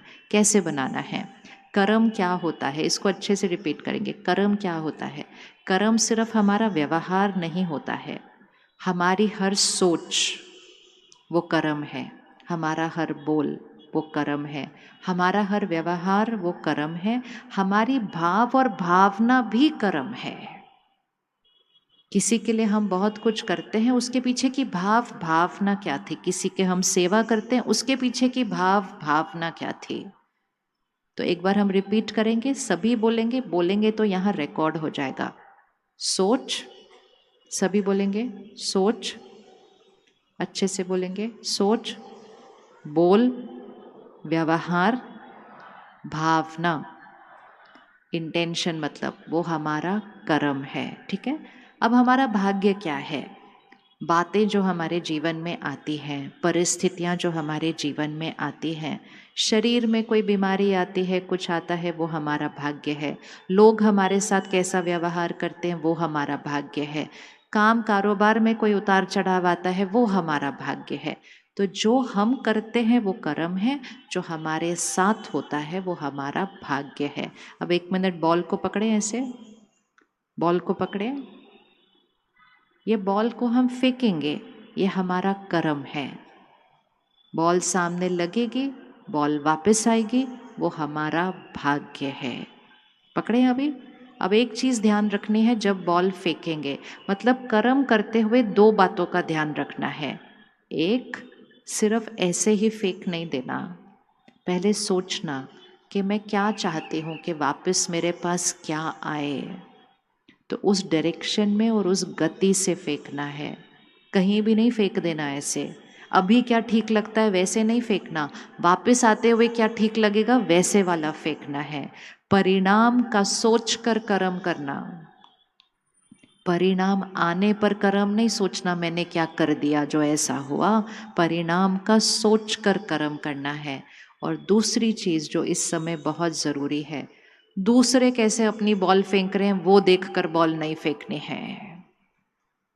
अगर मेरे आसपास के 4 लोग गलत फेंक रहे हैं तो मैंने भी गलत फेंक दिया, तो उनका परिणाम गलत आएगा तो मेरा भी आएगा। दूसरे कैसे अपना व्यापार कर रहे हैं, मैंने भी वैसा किया तो मेरे सामने भी वो भाग्य आएगा। तो किसका देखकर सिर्फ करना है? सही क्या है, श्रेष्ठ क्या है, परिणाम सुखदायक होना चाहिए, वैसा कर्म करना है। हर क्षण हम सोच सोच सोच सोच सोच रहे हैं, और वो सोच एक कर्म है। जो ऊर्जा, जो एनर्जी मुझसे निकल के बाहर जाती है वो कर्म है। और सबसे ज़्यादा कर्म अंदर यहाँ चल रहे हैं। हम किसी के साथ बहुत प्यार से, मिठास से बात कर सकते हैं, और अंदर से हम सोचते हैं ये ऐसे हैं, ये ऐसे हैं, ये ऐसे हैं, तो कौन सा कर्म बना? कौन सा कर्म बना? हमने कहा मैंने तो बहुत अच्छे से उनसे बात की, लेकिन अच्छे से उनके बारे में सोचा, तो राजयोग वो विधि है जो हमारे बोल और व्यवहार को परिवर्तन नहीं करती है, वो हमारे संकल्पों पे काम करती है, हमारी सोच को परिवर्तन करती है। और जब सोच परिवर्तन हो जाती है तो शब्द और व्यवहार की तरफ ध्यान नहीं देना पड़ता, वो तो ऑटोमेटिकली ठीक हो जाता है। अब एक बॉल पकड़े ऐसे ध्यान से, हर एक अपना पकड़े, हर एक ने करना है, इसको यहाँ फिट करना, ये फिट होना चाहिए चित्र यहाँ पर। पकड़े, याद रखें, जहाँ फेंकना आप फेंकना, इस पूरे ग्राउंड में आपको जहाँ फेंकना है फेंकना, लेकिन याद रखना उसी डायरेक्शन में वापस आएगा। और जिस गति से फेंकेंगे, जिस स्पीड से फेंकेंगे, उसी तरह वो वापस आएगा। इमीडिएटली नहीं आएगा। कोई बॉल उसी क्षण वापस आता है, कोई बॉल 5 साल बाद आता है, कोई 10 साल बाद आता है, कोई 100 साल बाद आता है, लेकिन हर बॉल वापस आता जरूर है, ये पक्का है। ठीक है, अब पकड़ो, सोचो और इस चित्र को पक्का करो कि मेरी हर सोच, मेरा हर बोल, मेरा हर व्यवहार मेरा कर्म है, और मेरी हर परिस्थिति, मेरे साथ हर व्यक्ति का व्यवहार, मेरे शरीर का स्वास्थ्य और मेरे काम कारोबार में जो होता है, ये मेरा भाग्य है। अब फेंके अच्छे से, अब फेंक दो अच्छे से।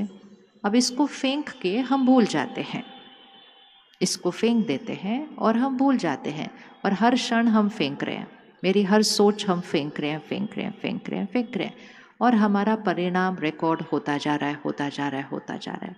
जैसे ये कैमरा सामने है, मैं जो बोल रही हूँ ये कैमरा पे रिकॉर्ड होता जा रहा है, होता जा रहा है, होता जा रहा है। अब मैं चाहूँ भी तो मैं बाद में इस रिकॉर्डिंग को नहीं चेंज कर सकती हूँ। तो अटेंशन मुझे कब देना पड़ेगा कि वो ही बोलना है जो रिकॉर्ड होना चाहिए, गलती से भी मुख से वो नहीं निकलना चाहिए जो रिकॉर्ड होना नहीं चाहिए। रिकॉर्ड होने के बाद हम उसको बदल नहीं सकते हैं। कहाँ रिकॉर्ड हो रहा है? हमारी हर सोच बोल कर्म कहाँ रिकॉर्ड हो रहा है? उंगली रख दो, कहाँ रिकॉर्ड हो रहा है? यहाँ रिकॉर्ड हो रहा है, रिकॉर्ड हो रहा है, रिकॉर्ड हो रहा है। अब एक बार उंगली रखो यहाँ पर, record record record record record. 1 second में मैं आत्मा शरीर छोड़ूंगी। निकालो, इस आत्मा को निकालो शरीर से। मैं आत्मा शरीर छोड़ूंगी। पीछे मुड़ के देखो, क्या पीछे रह गया? शरीर पीछे रह गया, परिवार पीछे रह गया, सब कुछ जो धन नाम शान सब कमाया था सब पीछे रह गया, पढ़ाई भी पीछे रह गई, बच्चे को फिर से नर्सरी में जाना पड़ता है, ABCD सीखता है वो। अब ये आत्मा माँ के गर्भ में प्रवेश करेगी और कुछ महीनों के बाद एक बच्चा पैदा होगा, और कुछ दिनों के अंदर ही पंडित जी उस बच्चे की जन्म पत्री बना देंगे। अभी तो उस बच्चे ने कोई कर्म ही नहीं किया है, अभी तो उस बच्चे ने कोई कर्म ही नहीं किया, अभी तो उसका नाम भी फाइनल नहीं हुआ है, और पंडित जी ने उसकी जीवन की जन्म पत्री बना देनी है। 20 साल में ये होगा, 30 साल में ये होगा, 40 साल में ये होगा, सब कुछ लिखा। वो जन्म पत्री किसकी है? वो जन्म पत्री किसकी है? वो जन्म पत्री वो छोटू से शरीर की थोड़ी है जो आया है अभी। वो जन्म पत्री है उस आत्मा की जो उस शरीर में आई है, और वो जन्म पत्री है उसके कर्मों की जो वो अपने पुराने शरीर में करके आई है।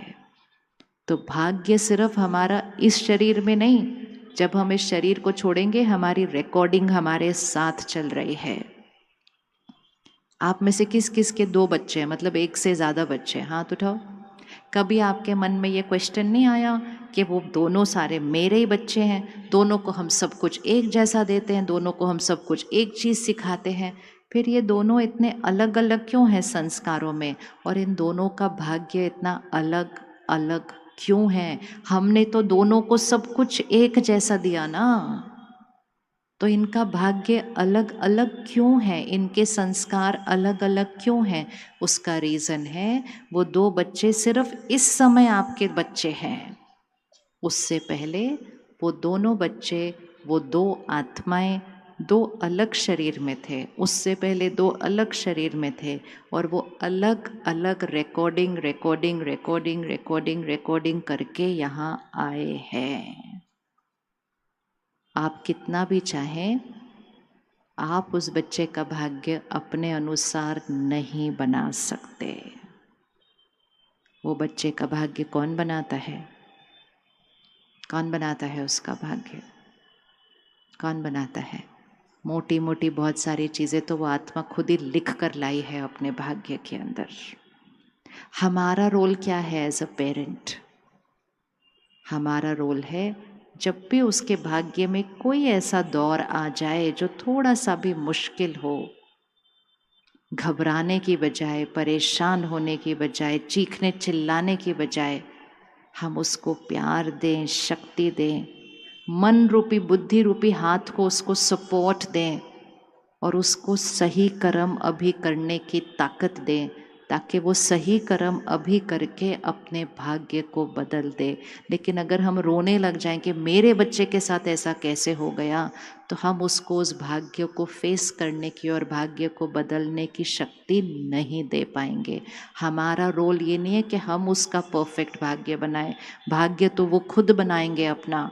हमारा रोल है उसको परफेक्ट बनाने में, संस्कार और शक्ति देने में हमें उसको वो सहयोग देना है। दोनों हाथ अपने 1 मिनट ऐसे रखें, लेफ्ट हैंड पे अपने बच्चे को रखें, राइट हैंड पे अपने मन को रखें। सब करना। अगर आपके बच्चे के जीवन में कोई प्रॉब्लम आती है, उसका मन परेशान है, डरा हुआ है, घबरा रहा है, चिंता कर रहा है, या हो सकता है कोई छोटी सी बीमारी आई है, कुछ भी कभी भी जीवन में बच्चे के आ सकता है। अब इसको देखना, लेफ्ट हैंड पे बच्चा है, राइट हैंड पे हम हैं। अगर बच्चे के जीवन में कोई बात आती है जिसकी वजह से वो परेशान, कंफ्यूज, निराश होता है, तो उस समय उसकी मन की स्थिति किधर जाती है? लेफ्ट हैंड को करो, मन की स्थिति किधर जाएगी? थोड़ी सी नीचे नीचे नीचे नीचे। परेशान है ना, डरा हुआ है। हम कौन से हैंड पे हैं? राइट हैंड पे हैं। उसको उस तरह से परेशान, निराश, दुखी होता हुआ देखकर हम भी किधर चले जाते हैं? राइट हैंड किधर चला जाता है? करो करो, राइट हैंड किधर जाता है? लेफ्ट हैंड नीचे जाता है, तो राइट हैंड उसको देखकर किधर जाता है? मोह है ना, अटैचमेंट है, तो राइट हैंड किधर चला जाता है? राइट हैंड भी नीचे चला जाता है। और कई बार तो राइट हैंड लेफ्ट हैंड से भी ज़्यादा नीचे चला जाता है। होता है कि नहीं? ऐसे होता, बच्चा तो रो रहा है, हम उससे ज़्यादा रोने लग जाते हैं। और जब हम नीचे जाते हैं, हमारी वाइब्रेशन का असर उस बच्चे पर होता है और उस बच्चे की स्थिति और नीचे चली जाती है, और उसको देखकर हम और नीचे जाते हैं, और हम सब इकट्ठे घर में नीचे जाना लगते हैं। फिर से रखें, लेफ्ट हैंड पे बच्चे को रखें। उसके जीवन में, उसके भाग्य में कोई बात आई है, अचानक का समय चल रहा है, अचानक अचानक किसी के भी सामने बात आती है अभी, तो उसकी स्थिति थोड़ी सी डाउन गई है। अब बताएं, हमारा कर्म क्या है? हमें कहाँ होना चाहिए? राइट हैंड को कहाँ होना चाहिए? करें करें, कहाँ होना चाहिए राइट हैंड को? लेफ्ट हैंड बच्चा की स्थिति नीचे गई, राइट हैंड को कहाँ होना चाहिए? कितना ऊपर? करो, कितना ऊपर? करो करो करो करो करो करो। हाँ, ये होता है पालना, ये होती है परवरिश। परवरिश सिर्फ ये नहीं है स्कूल में डाल दिया, सब पढ़ाई पढ़ा दी, ये जगह भेज दिया, कोचिंग क्लास भेज दिया, फुटबॉल सिखा दिया, हॉकी सिखा दिया, सब बाहर बाहर बाहर का सिखाते हैं, वो तो बहुत अच्छा है। लेकिन परवरिश अर्थात उस आत्मा को शक्ति देने की शक्ति होनी चाहिए। वो आत्मा घबराएगी, हम निडर रहेंगे। वो आत्मा परेशान होगी, हम निश्चिंत रहेंगे। वो आत्मा उदास होगी, हम शांत रहेंगे। वो होती है माता पिता की बच्चों की परवरिश और पालना करने की शक्ति। इसीलिए मोह से शिफ्ट होकर प्यार पे शिफ्ट होना है। मोह ऐसे होता है, करो हाथ, मोह ऐसे होता है, वो परेशान तो हम भी परेशान, वो कंफ्यूज तो हम भी कंफ्यूज। थोड़े दिन पहले मैं एक हॉस्पिटल में थी, एक मम्मी एक छोटे से बच्चे को गोदी में लेकर आई, रोज जोर जोर से। मैं बोला, आप क्या कर रहे हो? आप इतना जोर जोर से क्यों बोल रहे हो? कहते मेरे बच्चे को जुकाम हो गया, मेरे बच्चे को खांसी हो गई। मैं कहा रिलैक्स है, जुकाम और खांसी हुई है सिर्फ? नहीं, आप समझ नहीं सकते, मेरा बच्चा इतना छोटा है, उसको वो बच्चे को जुकाम और खांसी तो कुछ कर नहीं सकता, लेकिन वो माँ जिस तरह से परेशान हो रही थी और रो रही थी, वो बच्चे की तो मन की स्थिति डाउन जाने जानी है। आज जुकाम और खांसी से परेशान होंगे, कल उसकी किसी आदत से परेशान होंगे, परसों उसके जीवन में आने की मुश्किलात से परेशान होंगे, तरसों उसके मार्क्स से परेशान होंगे, और परेशान हो होकर वो बच्चे की बैटरी को कम कम कम करते जाएंगे।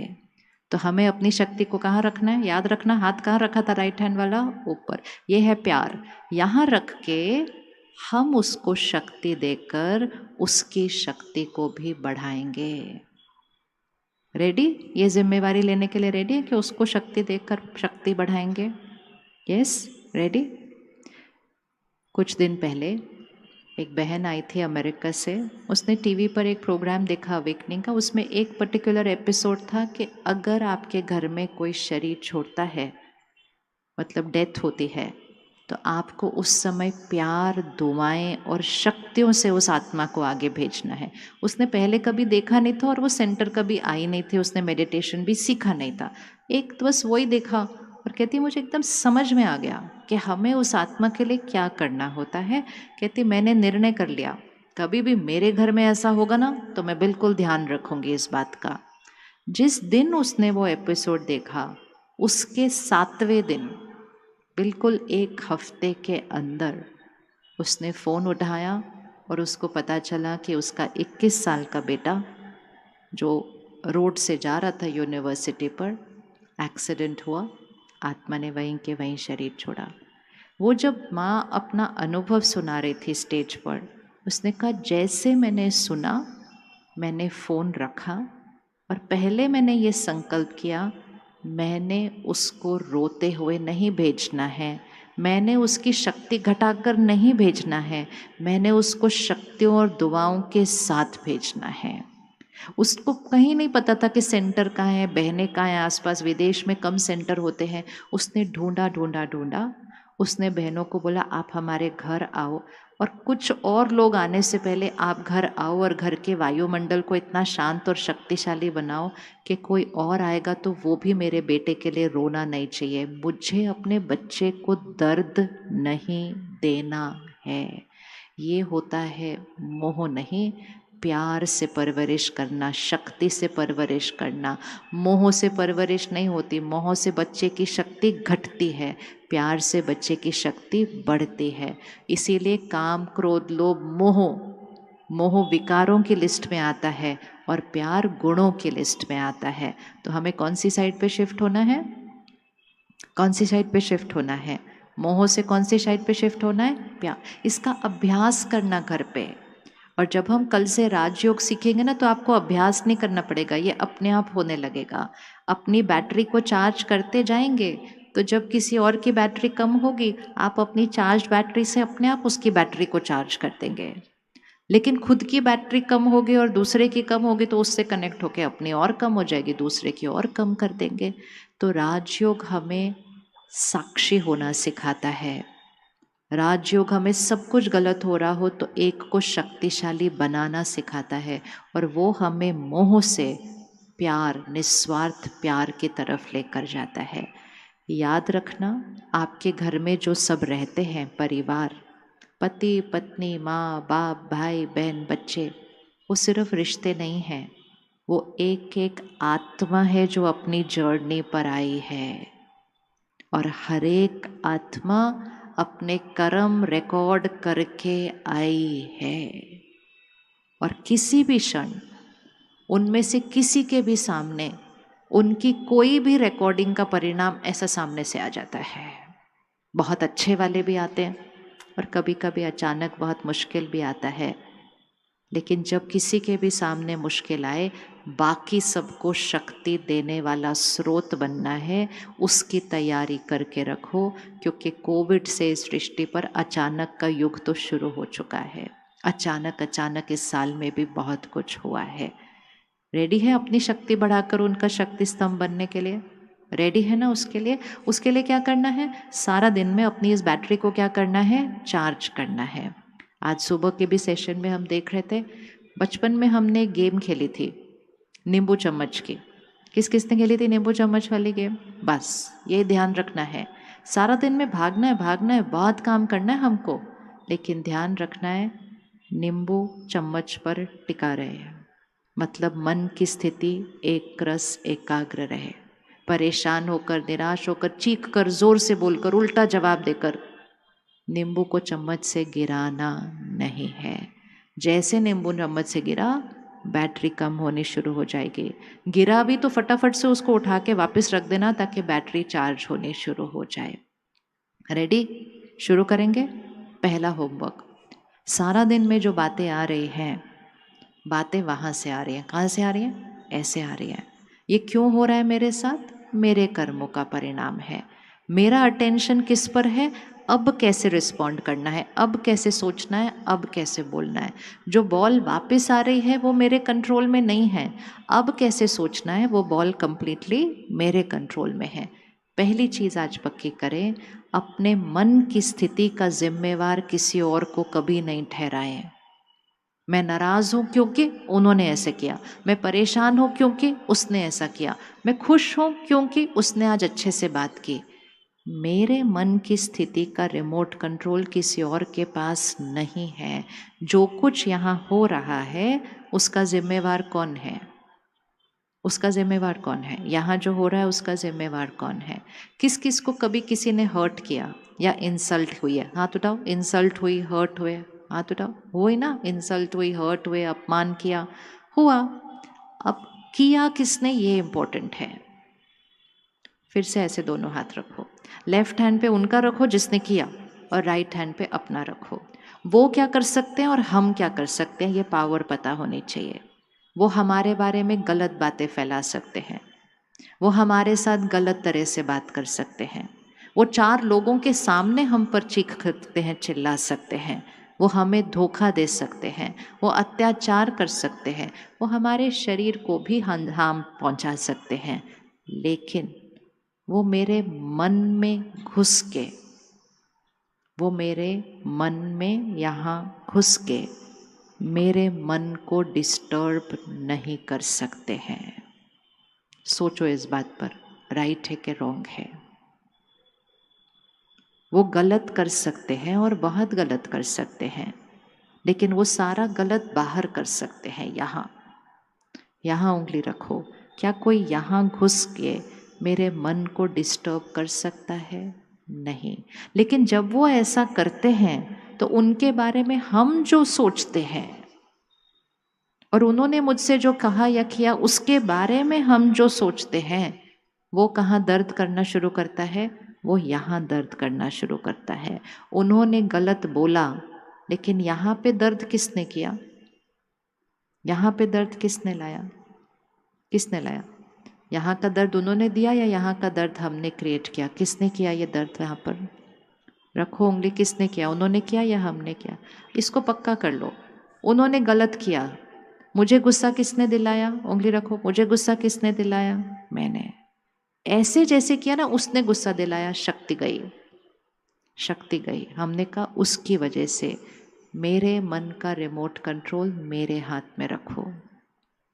दर्द होगा, जल्दी से ठीक कर लेंगे।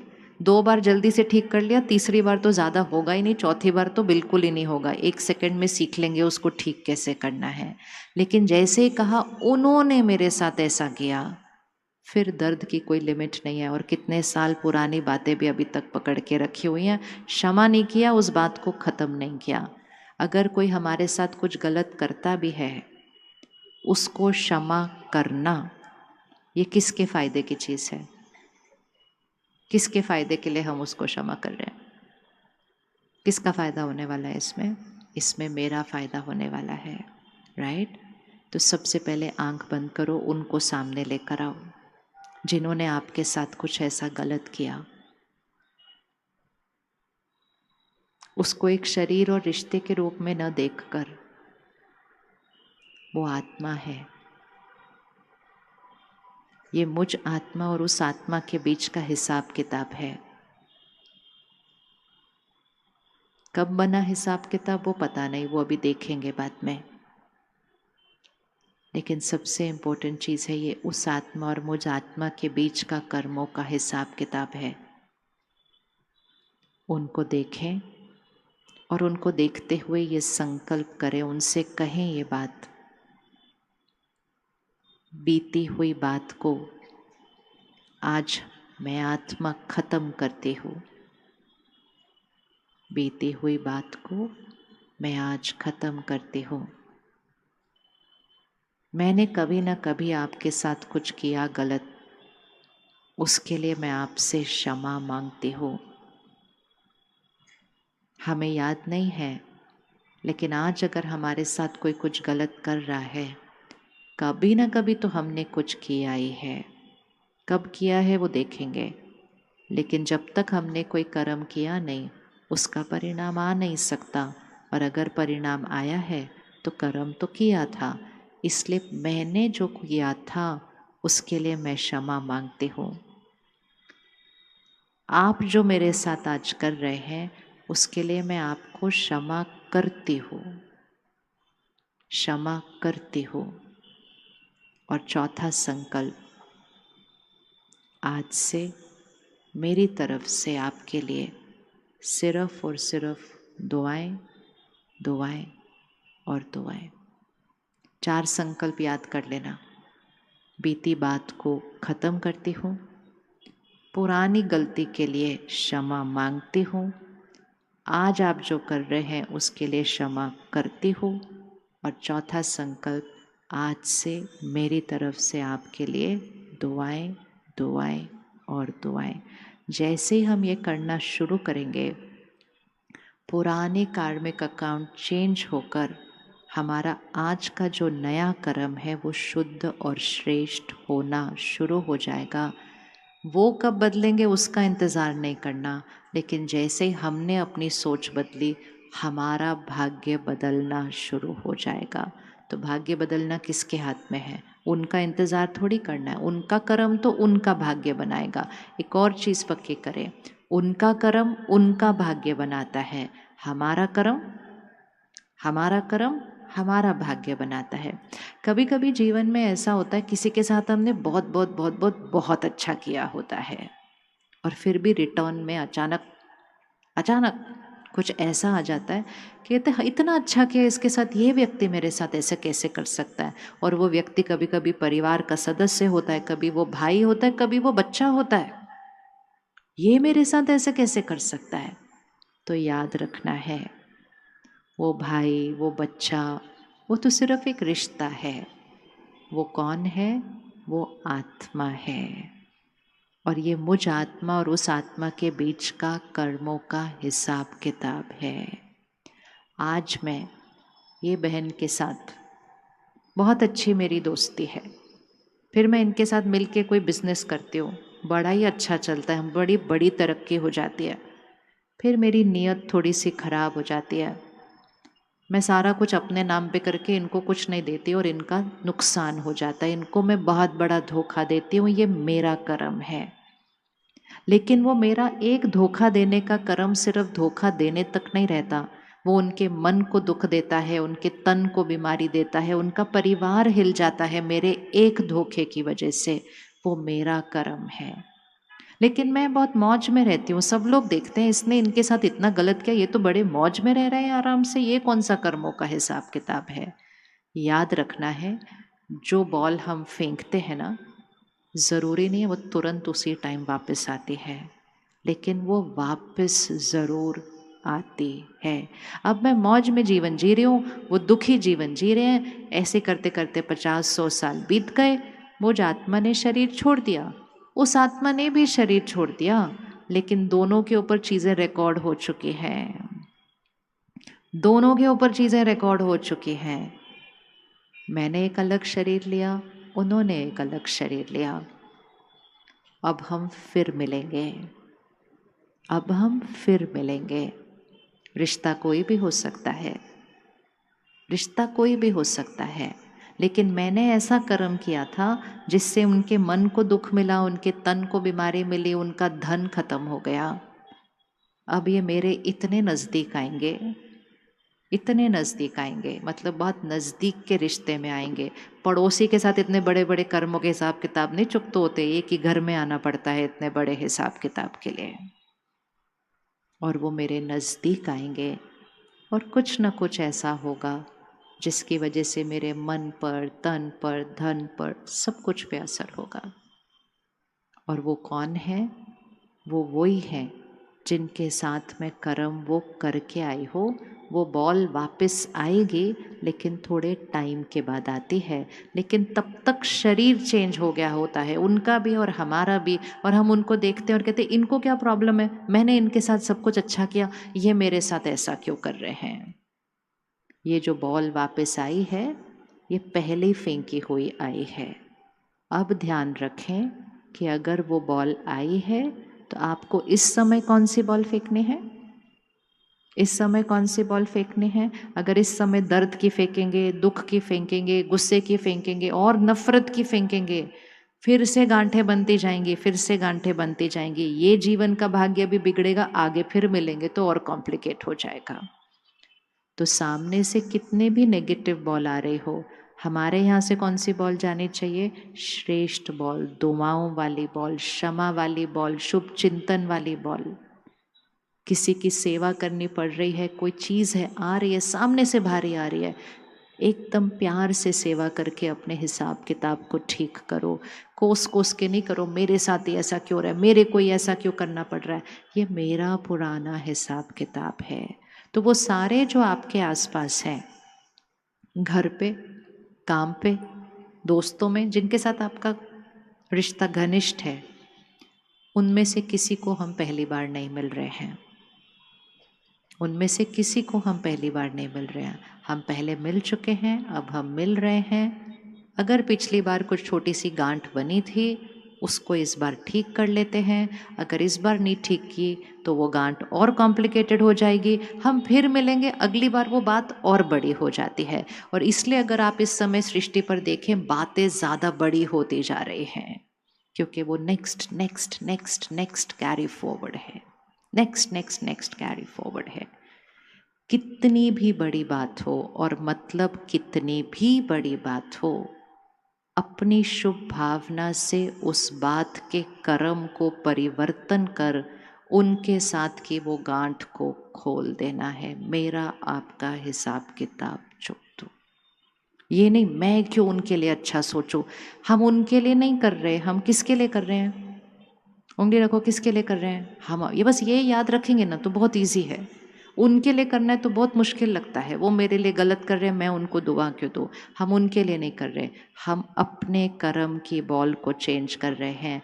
लेकिन कर्म की बॉल तब चेंज हो पाती है जब हमें याद रहता है कि वो जो हमारे साथ कर रहे हैं वो हमारी ही पुरानी फेंकी हुई बॉल है, हमें उसको अब ठीक करना है। अगर आप इस संकल्प को देखकर अब अपने जीवन को देखना शुरू करेंगे, आपको बहुत सारे प्रश्नों के उत्तर बहुत सहज मिलते जाएंगे। एक माता पिता है, उनके 2 बच्चे हैं। एक बच्चा बिल्कुल परवाह नहीं करता, दूसरा बच्चा बहुत सेवा करता है। ऐसा क्यों?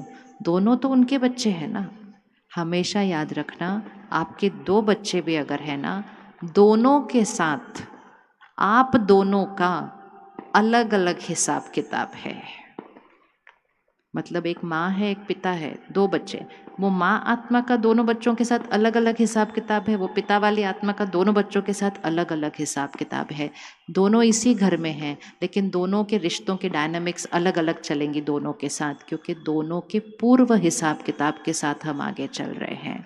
तो एक के हिसाब किताब में बहुत सेवा करनी लिखी है, और एक अपने हिसाब किताब में वो सेवा का हिसाब किताब करके ही नहीं आया है। प्रश्न नहीं उठाना है, प्यार से दोनों को दुआएं देनी है, दोनों को शुक्रिया करना है, दोनों को आशीर्वाद देनी है, और अपना हिसाब किताब ठीक रखना है। क्योंकि उससे हमारा आज का भी भाग्य ठीक होता है, हमारा आगे की भी रिकॉर्डिंग ठीक रहती है। याद रखना है, वो बच्चे भी साथ नहीं जाएंगे, सिर्फ मेरे साथ क्या जाएगा? Recording recording recording recording. तो जो हम नेगेटिव बॉल फेंकते हैं उसको हम काले रंग की बोल देते हैं, और जो हम अच्छी वाली शुभ भावना वाली बॉल फेंकते हैं उसको हम सफ़ेद रंग की बोल देते हैं। तो हमें सारा दिन कौन से रंग की गेंद फेंकनी है? हमें सारा दिन कौन से रंग की बॉल फेंकनी है? सिर्फ और सिर्फ बोलो बोलो सारे पीछे से, सबसे पीछे कौन से वाले रंग की बॉल भेजनी है? वाइट वाइट वाइट और वाइट। कितनी वाइट हम ही भेजते रहे, हम सिर्फ वाइट भेजेंगे। क्यों भेजेंगे? क्योंकि उससे हमारा भाग्य बन रहा है। 1 मिनट आंख बंद करो, लेकर आओ किसी को सामने, जिसके साथ की भी गांठ को ठीक करना है। हिसाब किताब खत्म नहीं होते, हिसाब किताब बदले जाते हैं। बदले मतलब अभी अगर तनाव है उसमें, तो उसकी गांठ को खोलना है। उसको दोनों को करने की जरूरत नहीं होती है, दोनों में से एक भी करे तो भी गांठ खुल जाती है। सिर्फ उनको देखें, सबसे पहले उनके ऊपर ब्लेम करना बंद करें कि वो मेरे जीवन में मुश्किलात का कारण है। ना ना, मेरा कर्मों का हिसाब किताब है मेरा। एक क्षण में अपने क्वेश्चंस को आंसर करके सिर्फ और सिर्फ अब के कर्म पर फोकस करें। और अब उनको देखते हुए अपने मन के दर्द को ख़त्म करने के लिए दुआ की दवा लगाना शुरू करें। उनके प्रति एक शुभ भावना रखें, और जिस संस्कार की उस आत्मा में कमी है, जिस गुण की उसके व्यवहार में कमी है, वो उसके लिए दुआ बना लीजिए। फॉर एग्ज़ाम्पल, सामने वाला बहुत ज़्यादा गुस्सा करता है तो उसके लिए दुआ बनाइए, आप शांत स्वरूप आत्मा हैं। जस्ट उसको देखो और बोलते जाओ, आप शांत स्वरूप आत्मा हैं।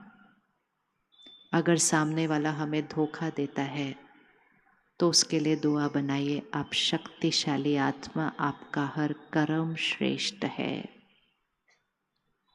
अगर सामने वाला हमारे साथ अपमानित शब्दों में बात करता है, उसके लिए दुआ बनाइए, आप प्रेम स्वरूप आत्मा, आप सम्मान से भरपूर है। अगर आपका बच्चा आपका कहना नहीं मानता है, गलत निर्णय लेता है, देख रहे हो कि उसका भाग्य अफेक्ट हो रहा है, उसको देखें और उसके लिए दुआ बनाएं, आप शक्तिशाली आत्मा, आपका हर कर्म सही है, आपका हर निर्णय सही है। जस्ट देखते जाओ, भेजते जाओ, देखते जाओ, भेजते जाओ, उसकी वाइब्रेशन पर असर करके उसके सोचने के तरीके को बदलते जाओ। और जब हम ऐसे दुआ उनको भेजते जाएंगे, ये वो वाइट बॉल है जो हम भेजते जा रहे हैं, भेजते जा रहे हैं, भेजते जा रहे हैं। और जब हम भेजते जा रहे हैं, हमारा उनके साथ का कर्मों का हिसाब किताब बदल रहा है, हमारा भाग्य बदल रहा है, उनका भी भाग्य बदल रहा है, क्योंकि हम उनको दुआ की शुभ भावना भेज रहे हैं। अगर हम ये नहीं करते हैं तो हम क्या करते हैं, ये मेरे साथ ऐसा क्यों करते हैं, इनको क्या प्रॉब्लम है, ये मेरे साथ ऐसा क्यों करते हैं। फिर हम 4 लोगों को बोलते हैं, ये मेरे साथ ऐसा क्यों करते हैं। और हम वो नेगेटिव ब्लैक बॉल को और फैला देते हैं, और फैला देते हैं, और फैला देते हैं। उसका हमारे पर भी बोझ चढ़ता है, हमारा मन उससे बोझिल होता है, दूसरा हमारे से और ज़्यादा गांठों में फंस जाता है, और हमारा हिसाब किताब खुलने के बजाय और ज़्यादा कॉम्प्लिकेट हो जाता है। एक जने को सिर्फ वाइट बॉल भेजनी है, आप भेजते जाओ, भेजते जाओ, भेजते जाओ, आपका वो कार्मिक अकाउंट सेटल होता जाएगा। क्षमा हम अपने लिए कर रहे हैं, दुआ हम अपने लिए भेज रहे हैं। किसी से भी अगर बातचीत बंद है, 1 सेकंड आज बात कर लो। ऐसा ना हो वो आत्मा या मैं आत्मा गांठ को खोले बिना उस रिकॉर्डिंग को लेकर अपने साथ चले जाऊं। किस किस को पक्का है कि शरीर छोड़ना है? पक्का है ना, शरीर छोड़ना है। कैसे छोड़ना चाहेंगे शरीर? लाइट। कौन कौन खुश शरीर छोड़ना चाहेगा? खुश खुश, हैप्पी हैप्पी। ये भी बड़ा अच्छा लगता है मुझको देख के, हर एक 1 सेकंड में हाथ खोल उठाता है कि मुझको खुश जाना है। हम सोचते नहीं हम खुश कैसे जाएंगे। हाँ, खुश कैसे जाएंगे? खुश वो जा सकेंगे जिन्होंने जीते हुए अपने सारे हिसाब किताब को क्या किया है। इसलिए जब कोई शरीर छोड़ता है, अंतिम संस्कार होता है ना, तो पंडित जी वो लकड़ी तोड़ने के लिए कहते हैं। वो लकड़ी तोड़ना मतलब मेरा हिसाब किताब इस आत्मा के साथ पूरा हुआ। लेकिन वो लकड़ी तोड़ना तो सिर्फ एक सिखाने की चीज़ है, हिसाब किताब तो यहाँ करना पड़ता है। आज रात को सोने से पहले या कल सारा दिन में ज़रूर इस पर मंथन करना, क्या मेरा किसी भी आत्मा के साथ कोई ऐसी गांठें बनी हुई हैं। और इसीलिए कभी किसी की निंदा नहीं करना, कभी दो लोगों के बीच में बैठ के किसी के लिए नेगेटिव नहीं बोलना, चाहे वो नेगेटिव उनका संस्कार है, हमें नहीं बोलना है। उनका संस्कार उनकी ब्लैक बॉल है, हम बोलेंगे तो हमारी ब्लैक बॉल बनेगी। अटेंशन। ऐसे ही बैठे बैठे हम 4 बातें कर देते हैं, फिर हम कहते हैं मैंने तो कभी किसी के साथ गलत नहीं किया, मेरे साथ ऐसा क्यों हो रहा है। कर्मों की परिभाषा बहुत गुह्य है, बहुत गुह्य है। इसीलिए रोज ज्ञान भरने की ज़रूरत है और रोज परमात्मा से कनेक्ट करके योग करने की ज़रूरत। तब गहराई में कर्मों की परिभाषा समझ आती है। परमात्मा हमें सिखाते हैं, अगर 2 लोग बात कर रहे हैं और आपने अगर सिर्फ कांध भी हिला दिया ना, ऐसे, तो परमात्मा सिखाते कांध हिलाने से भी आप उसके कर्मों के हिसाब किताब के अंदर फंस गए, क्योंकि आपने उसकी गलती को इंडोर्स किया, आपने कहा ऐसे। और हम बैठे बैठे कितनी ही बातों में ऐसे करते हैं, हम कहते हैं हाँ वो है ही ऐसे, वो है ही ऐसे, वो है ही ऐसे, और हम अपने वो ब्लैक बॉल फेंकते जाते हैं। तो सामने वाला जो भी करे, हमारा फोकस सारा दिन कैसा होगा, राइट कर्म, राइट कर्म, राइट कर्म। अब 5 शब्द पक्के कर लें जिस पे राइट कर्म करना है। पहला धन, दूसरा अन्न, तीसरा मन, चौथा तन और 5वां जन। जन मतलब संबंध। रिपीट करेंगे, सभी बोलेंगे एक बार। धन, सबसे पहला धन है। जब तक धन नहीं सही होगा ना, आगे की चीजें सही नहीं हो सकती। सबसे पहला धन, सभी बोलेंगे। धन, अन्न, मन, तन, जन। 5। धन सबसे पहली ऊर्जा है जो घर के अंदर आती है। धन बहुत कमाना ये सफलता नहीं है, धन सही तरीके से कमाना ये सफलता है। धन बहुत कमाने से सिर्फ सामान आता है, सही तरीके से कमाने से दुआएं आती हैं। अगर धन कमाने के तरीके में कोई गलत कर्म कर दिया तो अन्न, मन, धन, जन सब पर उसका असर पड़ जाएगा। घर के वायुमंडल पर उसका असर पड़ जाएगा। काम करते समय हमेशा ये ध्यान रखना कि मुझे दुआएं भी कमानी है इस काम से, सिर्फ धन नहीं कमाना है। कल सुबह आप एक दुकान में जाएंगे, आप फल खरीदने जाएंगे, लेकिन वो फल वाला आपको कहता है कि आज आप फल मेरे से नहीं लेना, मेरे पास ताज़ा नहीं है, आप दूसरी दुकान से ले लो। ऐसे मिलते हैं लोग अभी भी कि नहीं मिलते हैं? मिलते हैं कि नहीं मिलते? मिलते तो हैं, कम मिलते होंगे लेकिन मिलते ज़रूर हैं। उस व्यापारी ने, वो भी तो एक व्यापारी है ना, उस दिन बिजनेसमैन है, दुकानदार, उस दिन उसने क्या किया, उसने अपने फायदे का नहीं सोचा, उसने किसके फायदे का सोचा, आपके फायदे का सोचा। उस दिन उसने धन नहीं कमाया, वो 200-500 रुपए उसके लिए बहुत बड़ी चीज़ थी, लेकिन उसने अपने फायदे का नहीं सोचा, उसने आपके फायदे का सोचा। उस दिन उसने धन नहीं कमाया, उस दिन उसने दुआएं कमाई। आप घर जाके 4 लोगों को बताएंगे, पता है क्या दुकानदार मिला, मुझे दूसरी दुकान पर भेज दिया उसने। अगले दिन से हम कौन सी दुकान पर जाएंगे? उसी के पास जाएंगे ना, हमेशा जाएंगे। 4 लोगों को और भी उधर भेजेंगे। ये पक्का करके रखना, जो धन कमाते हैं वो ज़रूरी नहीं है कि दुआएं कमाते हैं, वो धन कमाते हैं, लेकिन जो दुआएं कमाते हैं वो अपनी क्षमता से ज़्यादा धन कमाते हैं। ये पक्की बात है, ये सिद्धांत है, इसको कोई भी करके देख लो। इसलिए अपने जीवन में दुआएं कमाने का लक्ष्य रखो, धन तो अपने आप आ जाएगा। धन कमाने के लिए कभी कुछ छोटी सी भी गफलत नहीं करना, परिणाम छोटा नहीं आता है, परिणाम छोटा नहीं आता है, क्योंकि वो गफलत किसी के साथ धोखा है, वो धोखा उसको दुख देता है।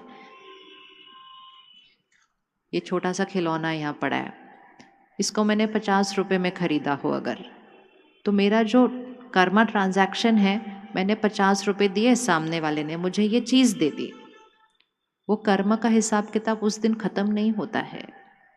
अब ये अगर चीज़ अच्छी चल रही है, 4 साल हो गए अभी तक अच्छी चल रही है, मैं हर रोज़ इसको देखती हूँ, कहती हूँ बहुत अच्छी चीज़ है, 50 रुपये में कितनी अच्छी चीज़ दी है उसने। हर बार जब मैंने ये संकल्प किया, मैंने उस दुकानदार को दुआ भेजी है, जिसने इसको बनाया है उसको दुआ भेजी है। लेकिन अगर इसका एक पत्ता टूट रहा है, इधर एक चप हो रहा है, इधर हो रहा है, तो मैं हर बार इसको देखती हूँ और बोलती हूँ 50 रुपए दिए, क्या चीज़ दी है इसने। वो दुकानदार तो मुझे भूल गया और जिसने उसने बनाया है उसको तो मुझे जानता भी नहीं है, लेकिन मैं रोज़ अपने संकल्पों से या तो उसको दुआ भेज रही हूँ या कुछ और भेज रही हूँ। काम कारोबार बड़े ध्यान से करना है। वो सिर्फ धन नहीं लेकर आता घर में, वो दुआएं लेकर आना चाहिए। सामने वाला आपसे जितनी अपेक्षा रखता है उससे थोड़ा ज़्यादा करो। जो अपेक्षा पूरी करते हो उसके लिए धन मिलता है, थोड़ा ज़्यादा करते हो तो उसके लिए दुआएं मिलती हैं। कौन कौन सब्जी लेने जाता है मंडी? अगर वो सब्जी वाला थोड़ा सा कोथम्बीर एक्स्ट्रा देता है तो कितना अच्छा लगता है, लगता है कि नहीं? कभी हमने सोचा नहीं भाई इतने से थोड़ा सा कोथम्बीर हमको इतना अच्छा क्यों लग रहा होता है वो? क्योंकि बाकी सब्जी के तो हमने पैसे दिए ना। जो एक्स्ट्रा मिलता है ना, खुशी और दुआएं, वो एक्स्ट्रा के लिए ही होता है। तो अपने काम पे, अपनी नौकरी पे, अपने व्यापार पे थोड़ा सा एक्स्ट्रा करो, दुआएं कमाओ, सबको सुख दो। सिर्फ पैसे पैसे पैसे का ट्रांजैक्शन नहीं होता। वो घर में जो पैसे आते हैं ना, उसमें किसी की दुआ लगी होगी तो उस घर में आए हुए कर्मों के हिसाब किताब भी ये दुआएं जो इकट्ठी की होंगी ना, उससे चुकत हो जाएंगे। इसलिए दुनिया कहती है दुआएं करो, दुआएं इकट्ठी करो। घर में आई हुई ग्रहचारी खत्म हो जाती है अगर दुआएं इकट्ठी की होती हैं। ठीक है। धन को कैसे कमाएंगे? कैसे कमाएंगे? दुआओं के साथ कमाएंगे। अन्न को कैसे खाएंगे? शाकाहारी। हम किसी की हिंसा और मृत्यु का अन्न नहीं खा सकते हैं। जैसा अन्न होता है वैसा मन होता है। हमारे स्वाद के लिए, स्वास्थ्य तो खैर उसमें अब कुछ है नहीं, लेकिन स्वाद के लिए किसी की हिंसा होती है, मृत्यु होती है, ये कौन सा कर्म बनता है? और उसकी वो दर्द की चीखने चिल्लाने की वाइब्रेशन हमारे अंदर जाती है, और वो ही खाना आप अपने बच्चों को भी खिलाते हैं और कहते हैं वो स्वास्थ्य बन रहा है उससे। किसी की मृत्यु किसी को स्वास्थ्य नहीं दे सकती, वो तो कर्म का हिसाब किताब ही नहीं बनता है। तो 3 महीने के लिए, 2 महीने के लिए शुद्ध शाकाहारी भोजन खा के देखें। पेट भी ठीक हो जाएगा, मन भी ठीक हो जाएगा, कर्म भी ठीक हो जाएगा, स्थिति भी ठीक हो जाएगी, भाग्य बदलने लगेगा। जैसा अन्न होता है वैसा मन होता है। दूसरी चीज जो ध्यान रखनी है, आजकल हम बहुत ज्यादा बाहर खाने लग गए हैं। खाते हैं ना बाहर हम, रात को देखो जाते हैं तो जो होटल होता है, रेस्टोरेंट के ऊपर लंबी लाइन लोग खड़े रहते हैं जैसे कि उनके घर में खाना ना बन रहा हो। और फिर आजकल तो नया संस्कार, घर पे बैठ के बाहर से डब्बा मंगवाते हैं। अन्न है जैसा वैसा मन है। किसने हमारा अन्न बनाया? उस अन्न का धन कहाँ से आया था? बनाने वाले के मन की स्थिति कैसी थी? और खाने वाले समय मेरे मन की स्थिति कैसी थी? वो मेरे भाग्य तक असर करती है। हमने लोगों के घर के भाग्य बदलते देखे हैं सिर्फ अन्न बनाने की विधि को परिवर्तन करने से। तो अन्न बड़े ध्यान से खाना है, कहीं भी कुछ भी नहीं खाना है। बनाने वाले के मन की स्थिति कैसी थी? वो परेशान था, दुखी था, नाराज था, उसको खाते ही आपके मन पर वैसे वाले संकल्प आने शुरू हो जाएंगे। एक बार हमारे पास सेंटर पर एक भाई आया, बहुत धनवान, बहुत धनवान। कहता है पता नहीं मेरे को 1 हफ्ते से बहुत सपने आ रहे हैं कि मैं एक जगह पर एक छोटी सी खोली ढूंढ रहा हूँ, मुझको खोली भी नहीं मिल रही है। कहता है ये मेरा कोई पुराना सपना है या पिछले जन्म की बातें मुझे याद आ रही है। तो हमने कहा मुझे नहीं पता क्या है, हो जाएगा, खत्म हो जाएगा अपने आप। सपना आ रहा है तो छोड़ दो उसको, खत्म हो जाएगा। 1 हफ्ते के बाद जो माता उसके घर खाना बनाती थी, उसने कहा साहब मुझको 25,000 चाहिए, मुझे खोली ढूंढ रही थी, खोली मिल गई, मुझको पैसे देने हैं वहाँ पर। उसने भी सोचा 25,000 दे दिए उसको। अगले दिन से सपने आने खत्म हो गए, क्योंकि जो खाना बना रहा था उसको उसकी खोली मिल चुकी थी। और ऐसे एक नहीं, हमारे पास बहुत सारे ऐसे, क्योंकि हम सारा दिन इस पे वर्क करते हैं। तो खाना ध्यान से खाएं, और खाना बनाने वाला ध्यान रखें कि खाने बनाने के टाइम आप पूरे परिवार के भाग्य पर असर कर रहे हैं। अपनी रसोई में एक फ़ोन या रिकॉर्डर लगाकर वहाँ पर भजन या प्रवचन या मंत्र जो आपको अच्छा लगे रसोई में चलते रहना चाहिए। ऐसे ही नहीं खाना बनना चाहिए, मंदिर की तरह प्रसाद बनना चाहिए रसोई के अंदर। कौन कौन लगा सकता है जाके? कल ये लग जाना चाहिए रसोई के अंदर। घर को, लोगों को शक्ति देनी है। और खाना बनाते समय कड़छी घुमाते घुमाते साथ में डालते जाओ, हर एक शक्तिशाली आत्मा है, हर एक शांत है। इस घर में सबके रिश्ते बहुत मजबूत हैं। और एक संकल्प हर रोटी में डालना, मेरा घर स्वर्ग है, मेरा घर स्वर्ग है।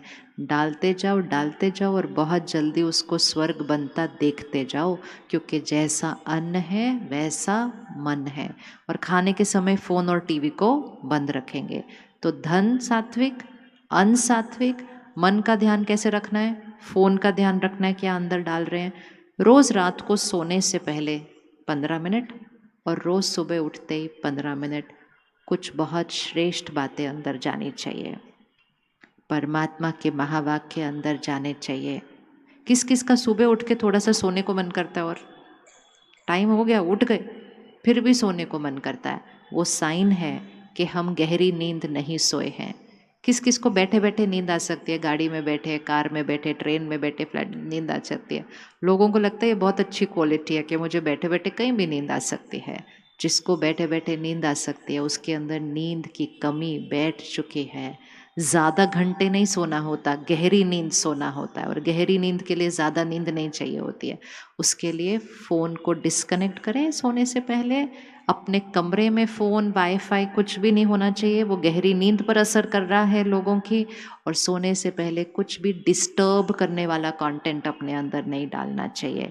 और सोने से पहले जो मेडिटेशन हम कल से सीखेंगे, 5 मिनट मेडिटेशन करके यहाँ की सब चीज़ को रिलीज़ करके, किसी के साथ सारा दिन में आज कुछ हुआ उसको क्षमा करो, क्षमा मांगो, शुक्रिया करो, मन चित्त को साफ करके सोएंगे, ब्रह्म मुहूर्त नींद अपने आप खुल जाएगी, अलार्म नहीं लगाना पड़ता, क्योंकि गहरी नींद सोए थे इसलिए। तो मन की स्थिति का ध्यान रखना है। और इस समय मेडिटेशन